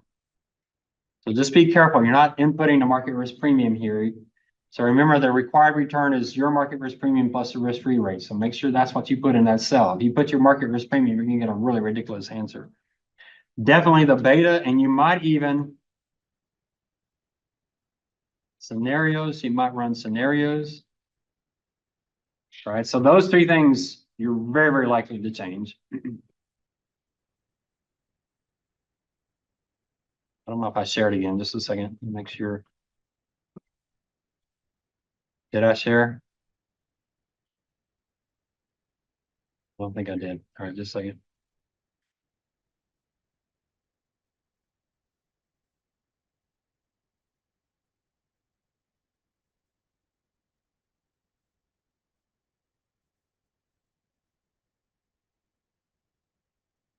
All right, so you'll set those up. You're then gonna look at the forecast. Make reasonable changes to your paper. So do look at that forecast. You might change the revenue, the EBITDA, look at that. You're doing a 5-year forecast. You've got everything you need. You can just key your numbers over the top of that, right? You can let it calculate the free cash flow if you wanted to, and then make those decisions on how to do that, but you can key some numbers over on that. And then you got to put in the target relative. Those are the things you're going to change. I'm going to show you how you're going to get the target relative. We have an entire spreadsheet that does that you'll all update. You'll have to use Bloomberg to do it. I don't know how to do it in Capital IQ. So not that much to change. You're going to be using 95% of that spreadsheet, and you're just going to be making some tweaks to make it look more like what you're doing in your other models. And so when you input all of that, I'll stick with the spreadsheet. When you input all of that,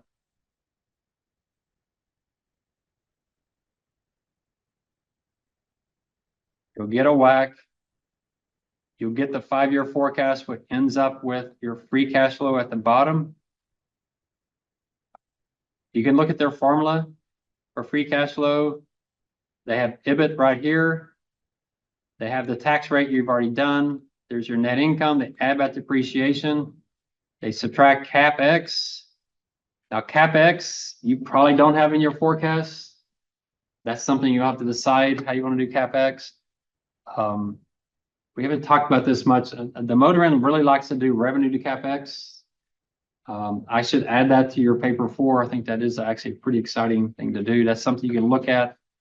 But if you have a sense of their CapEx, otherwise you can use the numbers here. They're essentially just extrapolating from the past. These other things are not that material for most companies. They subtract out working capital, which is fine. So they get their free cash flow. They discount those. Then the very, very bottom, they get the value of the firm. So here's the value of the firm. There's free cash flows. The terminal value, look at the terminal value. The terminal value is 300.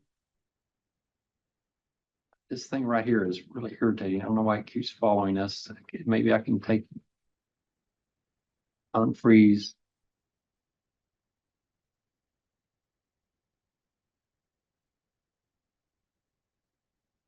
So just to my point,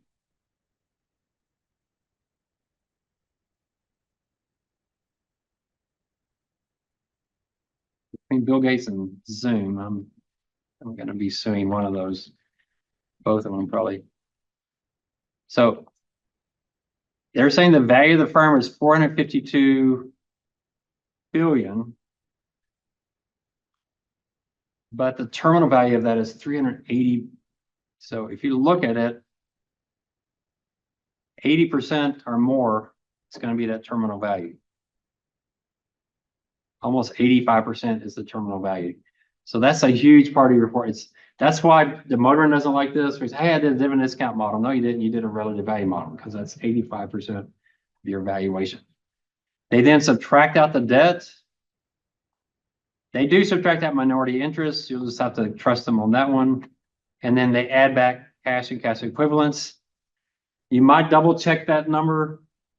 I mean, a good example is Apple. Apple has a lot of cash, but it doesn't reflect as cash because they've gone out and bought like 1- and 2-year notes. And so some of it's under short term. So you have to kind of look around and make sure.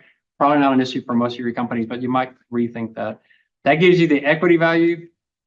Here's the shares outstanding, and there's the price they're coming up with. The current price is $161. That number you might have to update because you have more information. If you run in Capital IQ, they actually bring everything in current. So whatever they have, you're automatically updating it.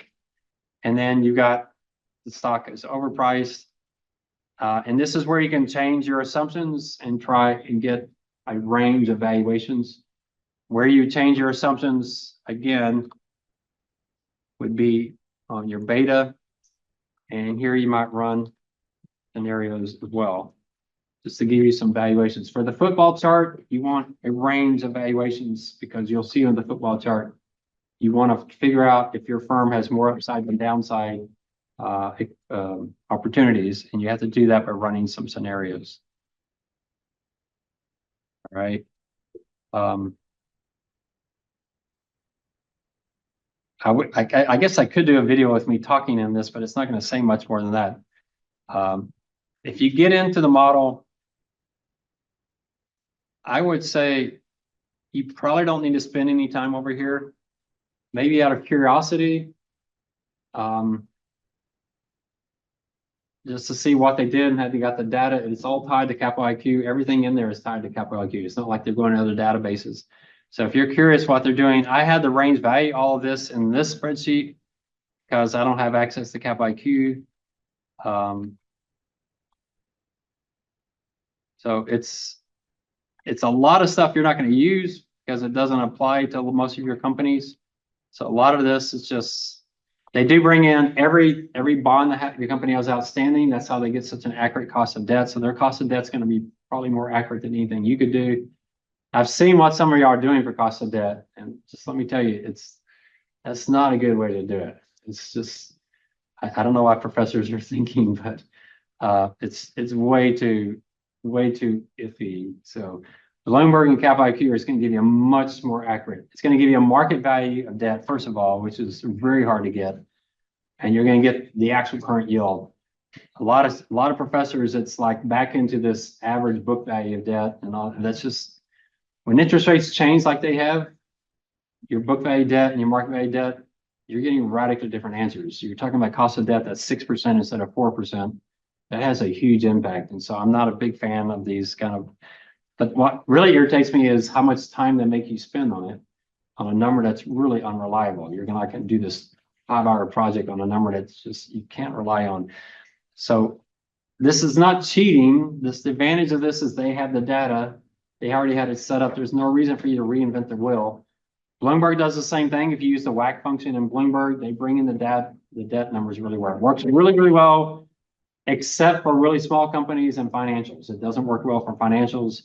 But for small companies, they do a lot of their borrowing from banks, so they don't have the data. For large major companies like you have, most of their debt is public debt that you can get, and Cap IQ and Bloomberg has the numbers, and they have good numbers that are reliable. So that's what all this stuff over here is. It's a lot of detail. Even the preferred, they bring that over. I mean, look at it. It's senior unsecured. Every single. Y'all know what this is? Do I recognize that? What is IQT 262175? What do you call that? It's not a ticker, but it's a what? Maybe I'll take John Twee's class. No, nobody knows. Someone has it. I've heard of QSIP. Does that sound familiar? Who's not heard of QSIP? Is that a completely new word? All right, so stocks have tickers, bonds have QSIPs, treasuries have QSIPs, all right? So don't ask for the ticker on a bond, you ask for the QSIP, and it's an identifier. There's a lot of letters. Why? Because there's a lot more bonds than there are stocks.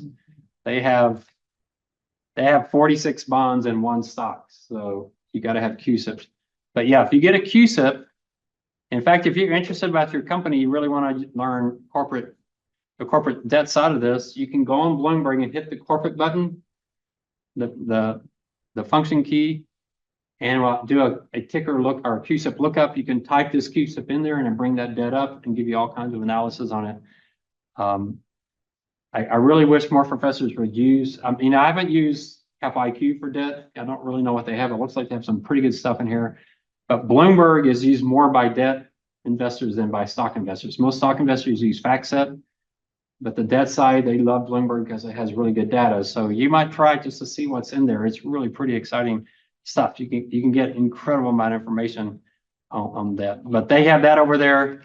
And there's a lot of other stuff. The country stuff, we're just US, so it's not an issue. They use the corporate yield curve.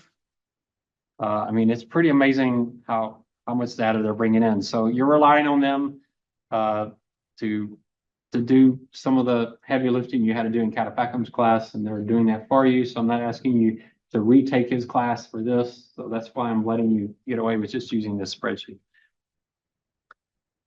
All right. Questions on that?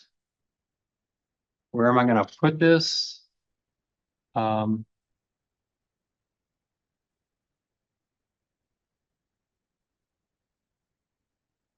think I have one that says models and templates. So I'm going to put it right there. Oops.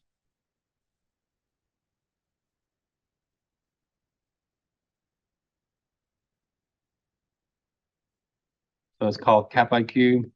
I have Cap IQ in the title. I already have it out there. I just can never find anything on Canvas. So it's going to be that last one in there.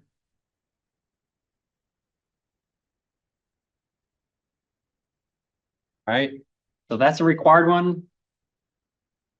Now, let's say, hey, I took Catapacum's class. I don't want to use that model. I want to do my own. As long as it's really similar to that, I guess that's okay. Is anyone liking that camp? You want to do your own thing? So talk to me first if you're going to do that. Otherwise, use this model. So you've got 3 models to use: dividend discount, H model, and this model. And you're going to want to run scenarios for each one of those. All right. So we're gonna go through a paper 5 from scratch here. Not the entire thing. I'm going to do it in Excel. What you can do is in Excel, you convert it into words, into your Word document. So if you want to open your laptop and try this yourself, just kind of build it as we go. Let's try building it in a way that you can use it again so that you're not starting from scratch. In the past, I haven't done that. I've just been all over the place and it's just messy. So let's start with the discount rate inputs.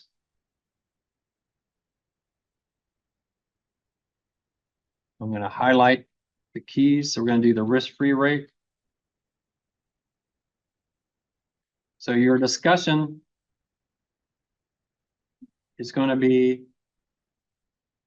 do we need to normalize risk-free rate?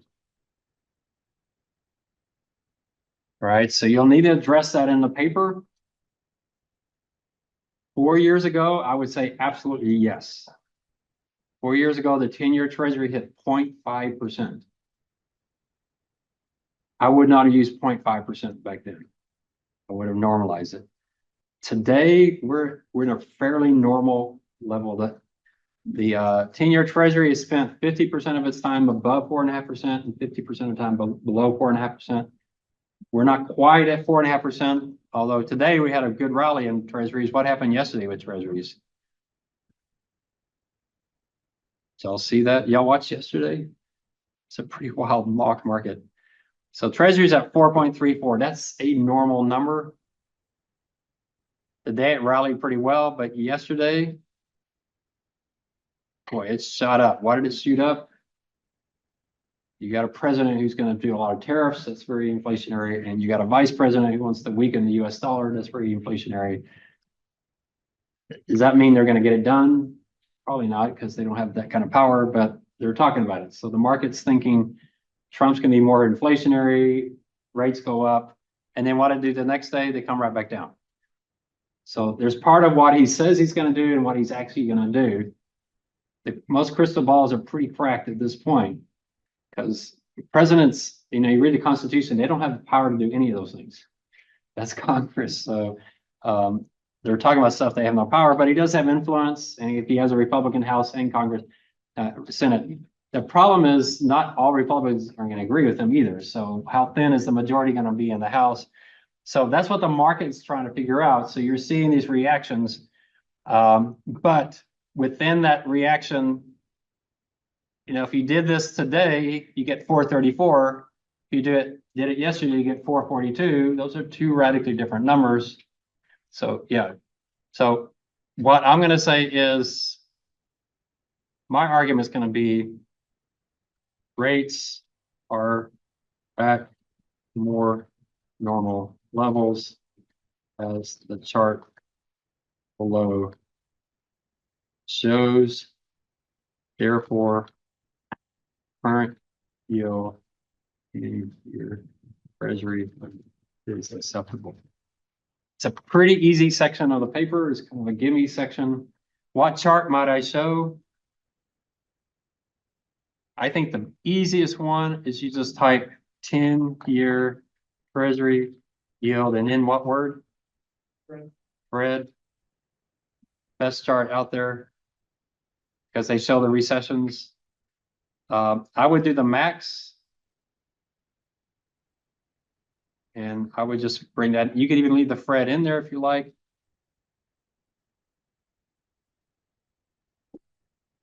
They used to have a download that you could do with Fred, but it's so easy now just to get, oh, sorry. Don't you hate that when you're trying to do a snip and you roll over something and it gets right in the middle of your chart? So now, if every single one of y'all had this chart in your paper, I'm fine with that. But if you want to find something, another approach to do it, that's also good.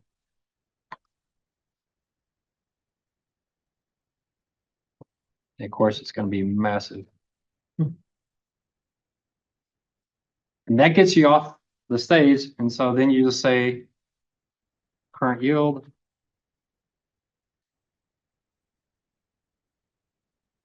So one thing I really recommend you do here is really highlight with colors so that you can find your assumptions. So here the 10-year is 434. I don't know what it's going to be when you actually do this.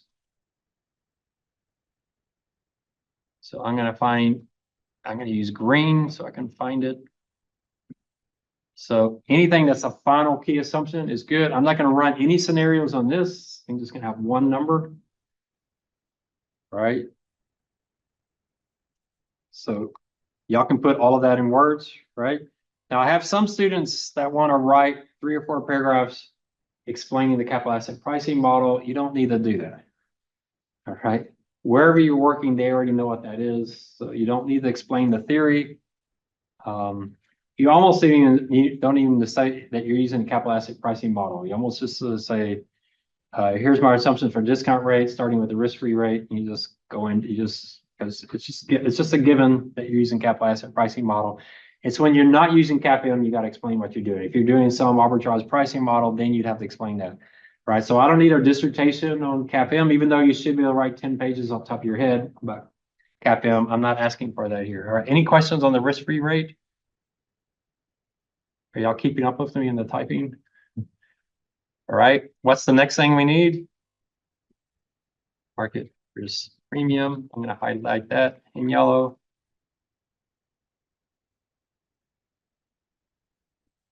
Bold it.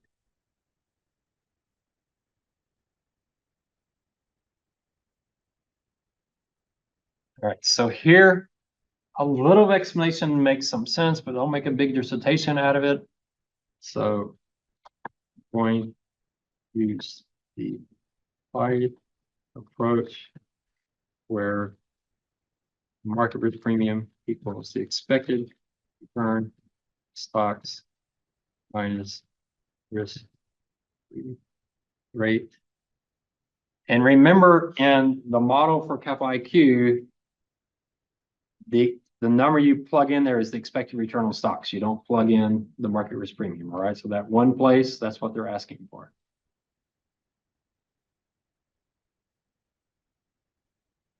Now, how much MRP have y'all done or ERP? Y'all been doing it in several classes, haven't you? I know in my investment class you had it, in my 3013 class, we did it. You probably did it in Catapackham's class. I don't know how he teaches it. Does he use the implied approach?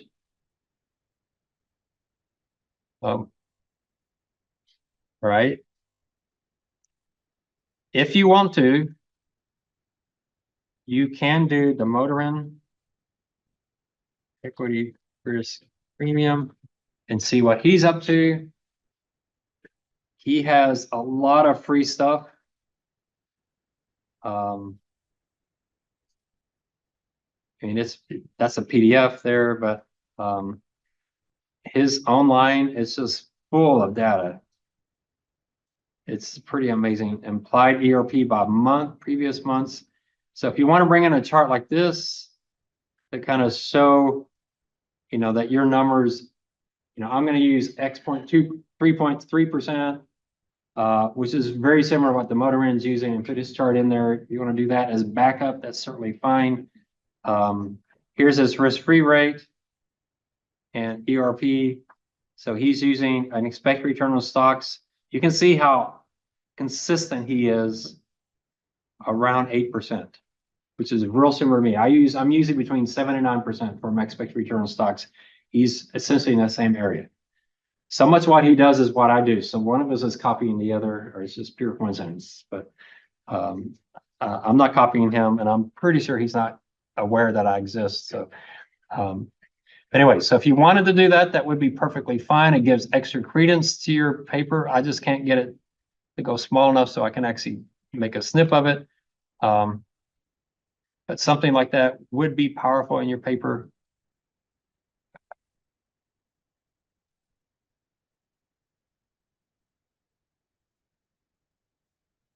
And look at that last date. Can y'all see it? I know Jake can't, but can anybody else see it? That last date is November 2024. Does that sound up to date? Sounds pretty up to date, doesn't it? So you could probably get a better picture of it than this. This is actually an Excel spreadsheet. So you could probably download this and recreate it yourself. So if you wanted to, so this is optional.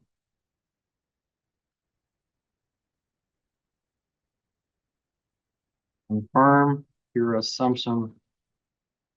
Another source like Ammo Darren. It would be perfectly fine. It would look impressive. You're going to put this paper on LinkedIn. Be really impressive to show that. Not saying you use his numbers, just saying it gives you some credence. Now, the only thing I don't know is I'm not real sure what this oversight over here is. Oh, this is, yeah, this is the S&P 500, this blue line. I don't know why that's on there. That's why you might want to just take his data and recreate the chart, because I'm not sure why he's doing it. Find out, Professor? Huh? Which one did you click to find that? Is it the spreadsheet to compute current year P for current month? He's got so much. So I did the implied, right, the second one. Oh, I see. The third one, I mean, if you really want to go back, I mean, that's maybe a little much, but yeah, he's a great guy. I mean, he writes his own textbooks and then he gives the PDF to his class so they don't have to buy it. I mean, that's the kind of professor he is. He's a great guy. And he shares all this stuff for free. It's pretty amazing. So he's very trustworthy. One thing you can say, if your number is radically different than his, it should make you a little nervous.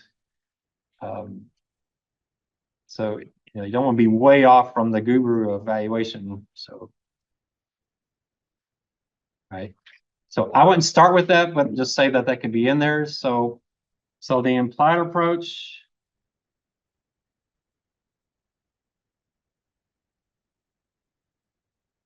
Assumes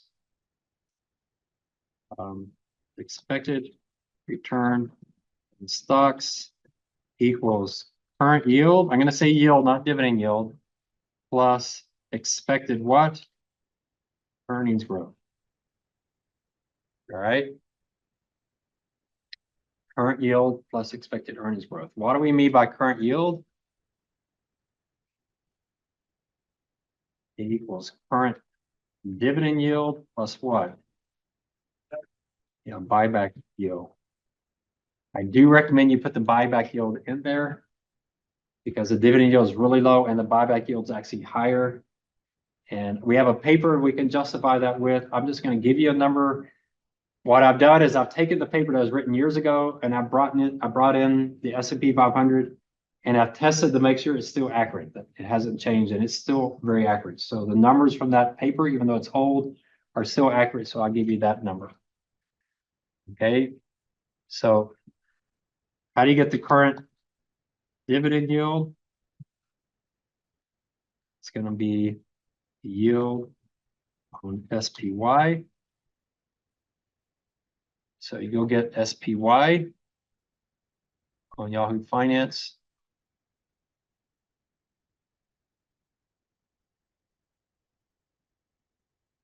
There's its yield. Look how low that is. That's freaky scary. 1.23%.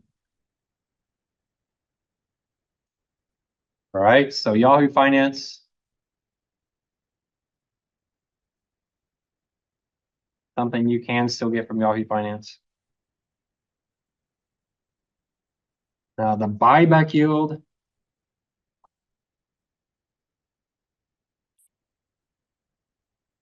We're going to say from the Ibbotson article, even though it is somewhat dated. I think I gave y'all the Ibbotson article. Let's make sure it's out there. So y'all see it under miscellaneous class files. So I'm going to let you get away with easy on this one. I could make you have to go on this article and find a good chart or table or something, but I'm just going to let you say, according to an article written by Dr. Ibbotson, the current buyback yield is X. So I'm just going to let you use that. It is an old paper published in like 7 years ago, so it's a little bit old. I do have it highlighted if you want to read through it. I doubt Ibbotson actually wrote it because he's retired. So this guy probably wrote it, but he used Ibbotson name so it get published and get a lot of clicks. And I'm sure Ibbotson probably helped edit it. I've met Ibbotson twice. He's a really nice guy, a really smart guy. But he is the guru on market risk premium. Well, he and the motor may be taking over his mantle for him, but definitely highly respected. They went back to 1871. What does that mean? You're using the Robert Shiller database. That's where you see that. So it's a good discussion. I would encourage you to read this article. It really is quite good. And so what they're doing, so there's the dividend yield, and here's the buyback yield. And so what I did is I took the S&P 500 and I brought in dividends and stock buybacks and shares outstanding. And this continues. Buybacks are greater than dividends. So, and it hasn't radically changed since they wrote this article. It's essentially the same. So I believe what they're saying in this article is still accurate. And then he has a lot of complicated calculations. You have to read through what he's doing on that.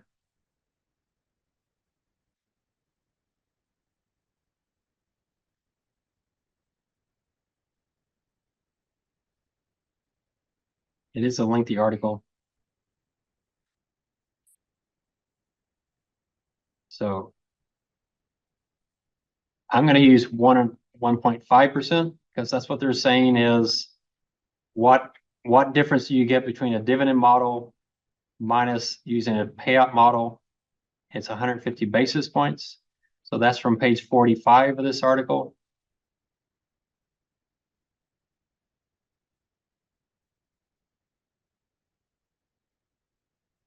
Well, I'll just round it 1.5%. So that gives you your current yield.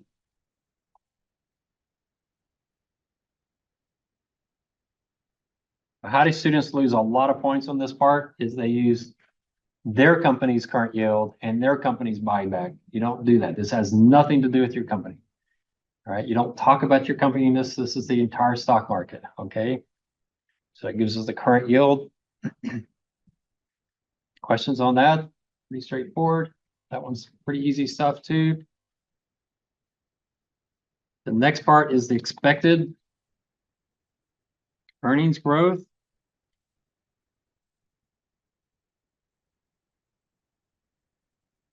We're going to say it's a function of what? Anybody remember from our previous classes? Yeah, expected nominal GDP growth. Now, here's a place you might, how are you? I'd be tempted to do that. Nominal GDP. And what I'll talk next? Spread again.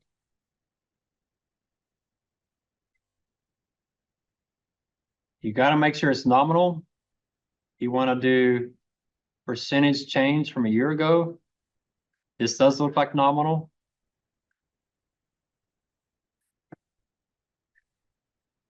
So what I like to do here, and you can do all kinds of things here. I like to take it into Excel. So I'll let you decide if you want to put this into your paper, but just to give you some strength, what I like to do in Excel is it's too lumpy. And so what I like to do, and you've seen my chart, but if you want to do a rolling chart, what I like to do is do a rolling average by decade.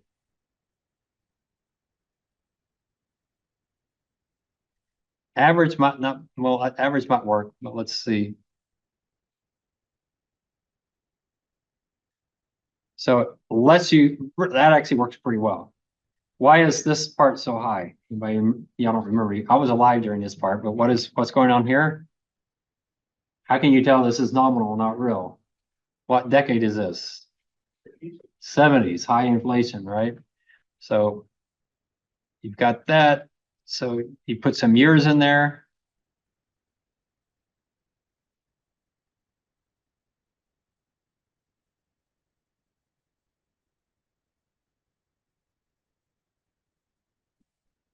You put the years in there.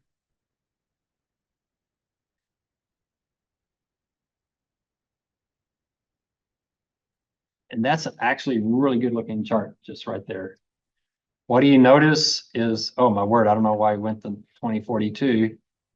I did something wrong. What did I do wrong? Maybe that is 2042 because it looks pretty strong.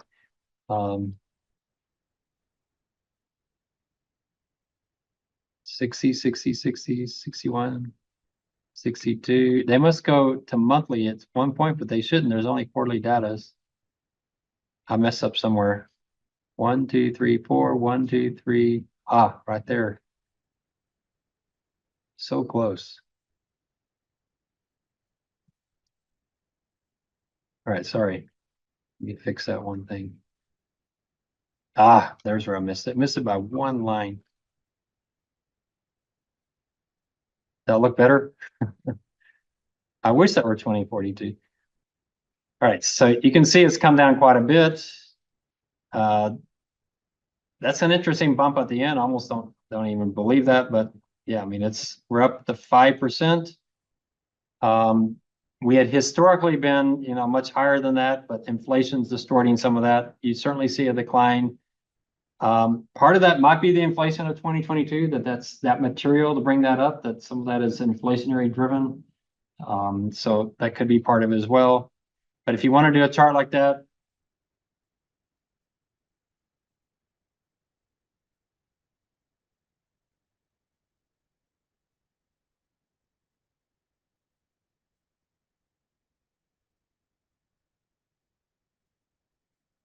something like that would certainly be good. This is not a great looking chart.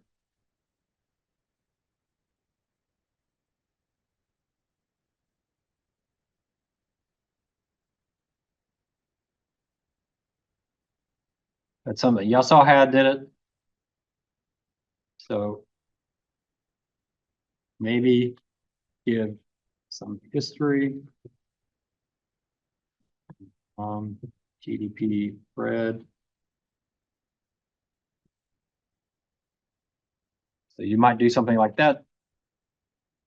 Your nominal GDP is going to be in the 4 to 6% range for your forecast. Historically, it's gotten up to 10%, but that's during high inflation, and we're probably not expecting high inflation. So you could give some history, just like we did with the 10-year Treasury, and then you want to do your forecast.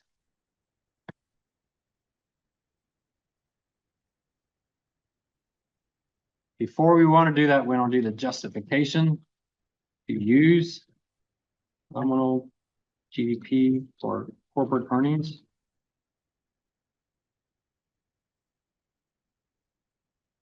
What chart might we use there? I think I put the charts out there on Canvas. Let's make sure it is a good test to make sure.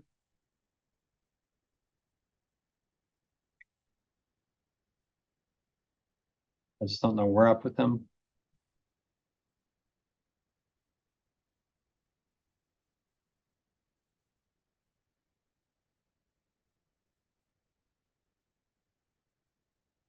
Ah, they're not out there. Okay, I'll have to put those out there. Well, I remember putting them out there, but maybe they are and I'm just not seeing them. Oh, there they are right there. PowerPoint market charts. Y'all see that under miscellaneous?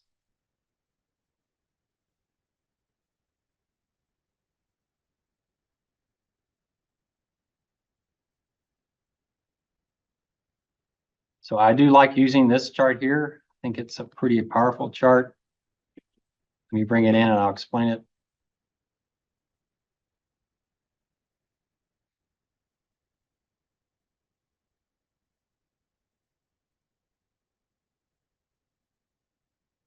There are a lot of people that think corporate earnings grow faster than the economy.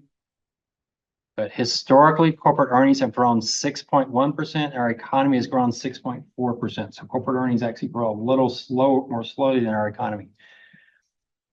So it's maybe using the economy is almost overstating it a little bit, but not by much, but it's kind of close. But you can see historically there's 2008, but you can see somewhat close. The Motorin says you should use the 10-year treasury yield. That's average 5.56.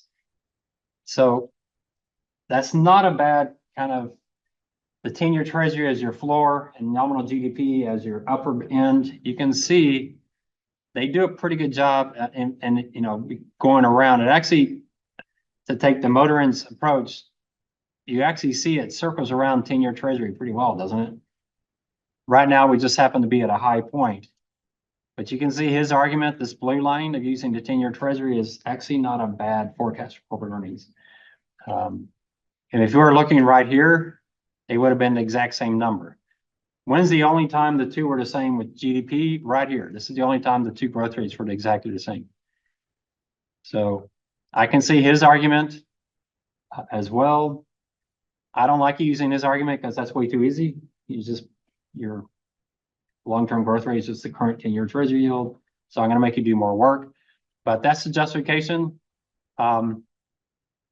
It's pretty close either way. We're off 32 basis points that way.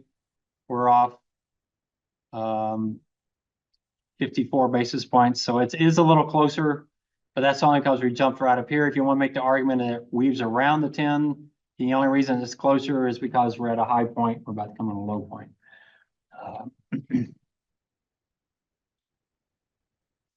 Any questions on this chart? I just took the two growth rates over time and just linked them together. It's a log normal chart because otherwise you couldn't fit in there. But it does, I think, completely defeat the argument that corporate earnings grow faster than the economy. This essentially puts that argument to death. So that doesn't make sense. Right. So what is the expected growth nominal GDP? Anybody know the formula for that? I've seen it a million times with my classes.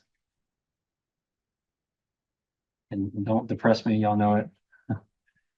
Activity plus labor. Productivity growth. Plus labor growth. What's the last one? Plus inflation, yeah. Two.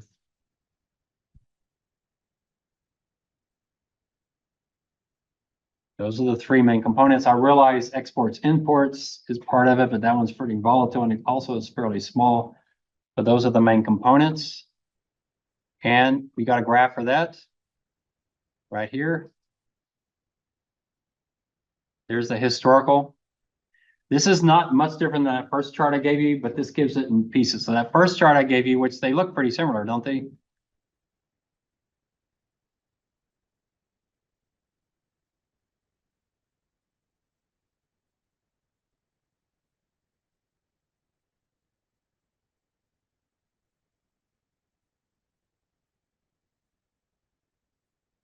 You look at this chart, you look at this chart, it's the same kind of line. And what's giving it the shape? Most of that's inflation. So I would definitely put this into your paper. And you see the inflation piece shooting up. Here's productivity. Productivity has been consistently in the 2 to 3% range, except for this last decade where we've fallen down to 1%. So we've had a really, really weak productivity. So I talk about President Obama, his last month in office, he wrote an article in The Economist saying his biggest regrets, and productivity is what he talked about. Why is productivity so low? It's not just the US, the whole world is really, which really is strange. We think productivity is really strong right now with AI and the internet and robotics, but for some reason, productivity is really, really weak right now. Labor growth obviously has been really, really low recently, the last 2 decades. Labor growth is a big issue. If we deport 10 million undocumented workers, labor growth could get really, really high because we're not going to have enough workers. That would be a negative what? I don't know. We have like 170 million workers, so that would be a really negative number. It's hard to talk about labor growth with the baby boomers retiring and all that kind of stuff. So it's a tough number. I generally use 0.5% to 1%. So we're gonna have to do something on immigration to get it to work, and no telling what's going to happen in the next 5 years, 4 years. But labor growth is a tough one.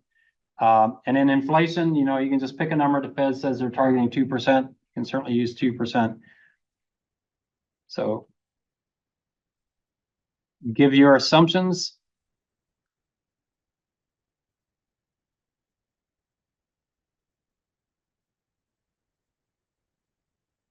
So I'm going to say 2%. Labor growth, 5%. Inflation. Now here's where, if you read Lacey Hunt, this one gets interesting. Why do you see with inflation with the government with $30 trillion in debt? Lacey Hunt actually says that's deflationary, not inflationary, that it's going to destroy our economy, that more government debt actually shrinks growth. If you read his stuff, I found a really good, Tristan sent me a really, really good interview of him. Well, you want to be depressed, go listen to that interview. He's pretty negative. My generation has really destroyed everything for you. That's kind of the most negative you can get. Some people are going to argue that all the government debt, the only way the government's going to get out of it is to monetize it. That's going to mean 3, 4, 5% inflation. I don't know. I'm going to err on the slightly higher side. I'm going to go at 2.5, but that's something you got to talk about. You can definitely do charts on these. I bet you've got it figured out already how you can do it. If I want to do productivity, you just do productivity and Fred. And sure enough, there it is. You can do this first chart. Here's your productivity, or you might do what I did with GDP and do like a 10-year smoothing. That works pretty well.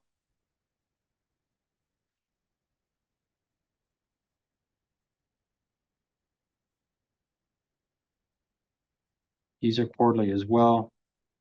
47, 57. I'm not going to be precise here.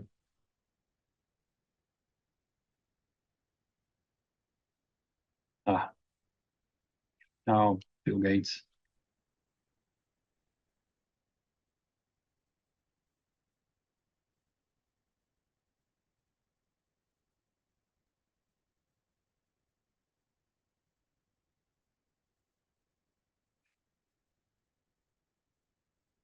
So there you see it's 2 to 3% pretty consistently, except for the last few decades. We've been down in the 1.5% range. But a chart like that wouldn't be bad.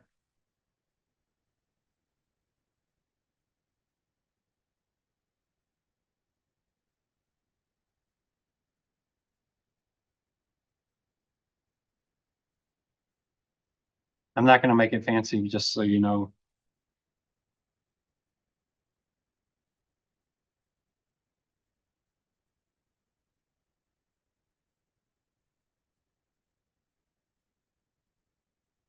I didn't even put the years in there, so you'll have, you get the idea, right?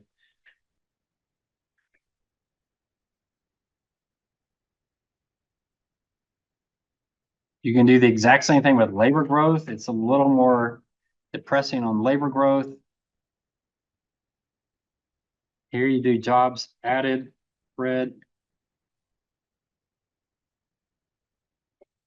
And again, you want to do the year over year change.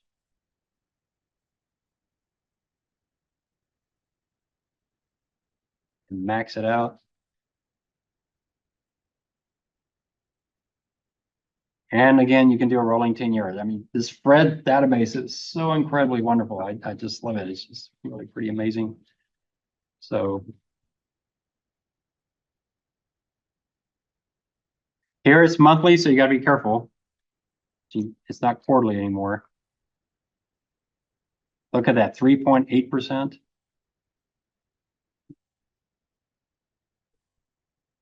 You can see how much it has fallen. And then we have had some.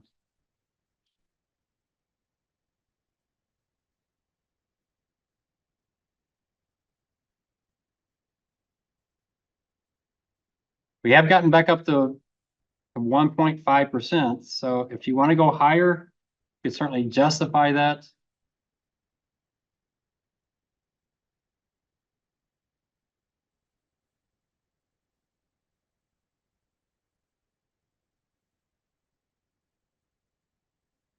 Maybe I can go 1% here. You can maybe justify it. What's the biggest problem with labor growth is population growth. We're not having babies anymore, so there's just not enough people to replace. So, and then you have immigration is really important. So you have some issues. You can write 80 pages just on that. So keep it to a paragraph or two, but you got to give your opinion. So my expected nominal GDP growth is 5.5%. You're going to be in the 4 to 6% range. If you're below 4, you're way too low. If you're above 6, you're really optimistic. Or you're expecting really high inflation, which is not going to be all that valuable to you anyway. All right.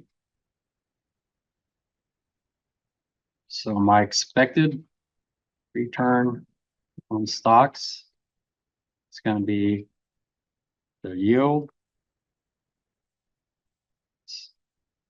growth, my yield,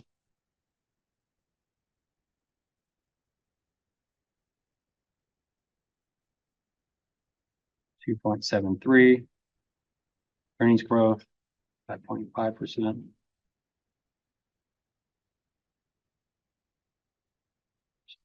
Expected return in stocks. And that's going to be in the 7 to 9% range. See how close I am to the motor in. Y'all think I'm copying them. I'm really not. I mean, it's just pure coincidence. Maybe in my deathbed, you know, the motor run show up and say, have me copying you the last 20 years. That would be, it means maybe someone dress up like the motor run and come do that. So anyway, so what's my market risk premium? You got your expected return, stocks, the risk-free rate. And here's where color coding really, really helps you, because then you can find stuff much faster. Market risk premium. Yeah, they're going to highlight it.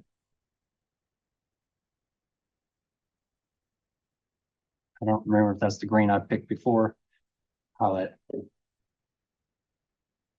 Now you might be thinking this is much work to build all this Excel spreadsheet.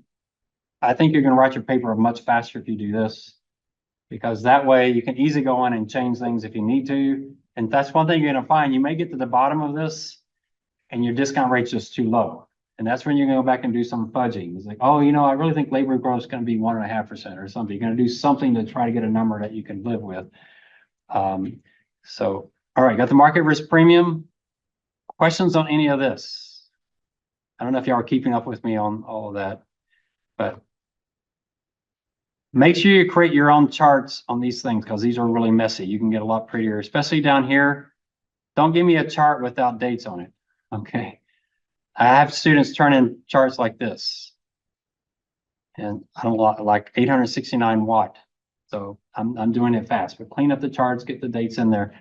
Probably the better thing to do that I didn't do here would be to have brought those spread numbers as separate sheets and built it that way. That would probably been a lot smarter to do. I'm just not, I'm doing it quickly in class.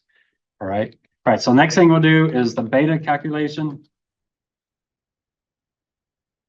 In class, I'll show you again how to do, the entire piece. We'll walk through this again so you get comfortable. I might pick one of your firms to do this for and get a little practice. All right. Any questions or anything? So your paper is not due tomorrow, but it is due next week. So if you need to meet with me by Zoom or anything, it's Friday, Saturday, Sunday, or next Monday, I'll be here. Just let me know. Hopefully you're getting pretty close. All right, we'll stop it there.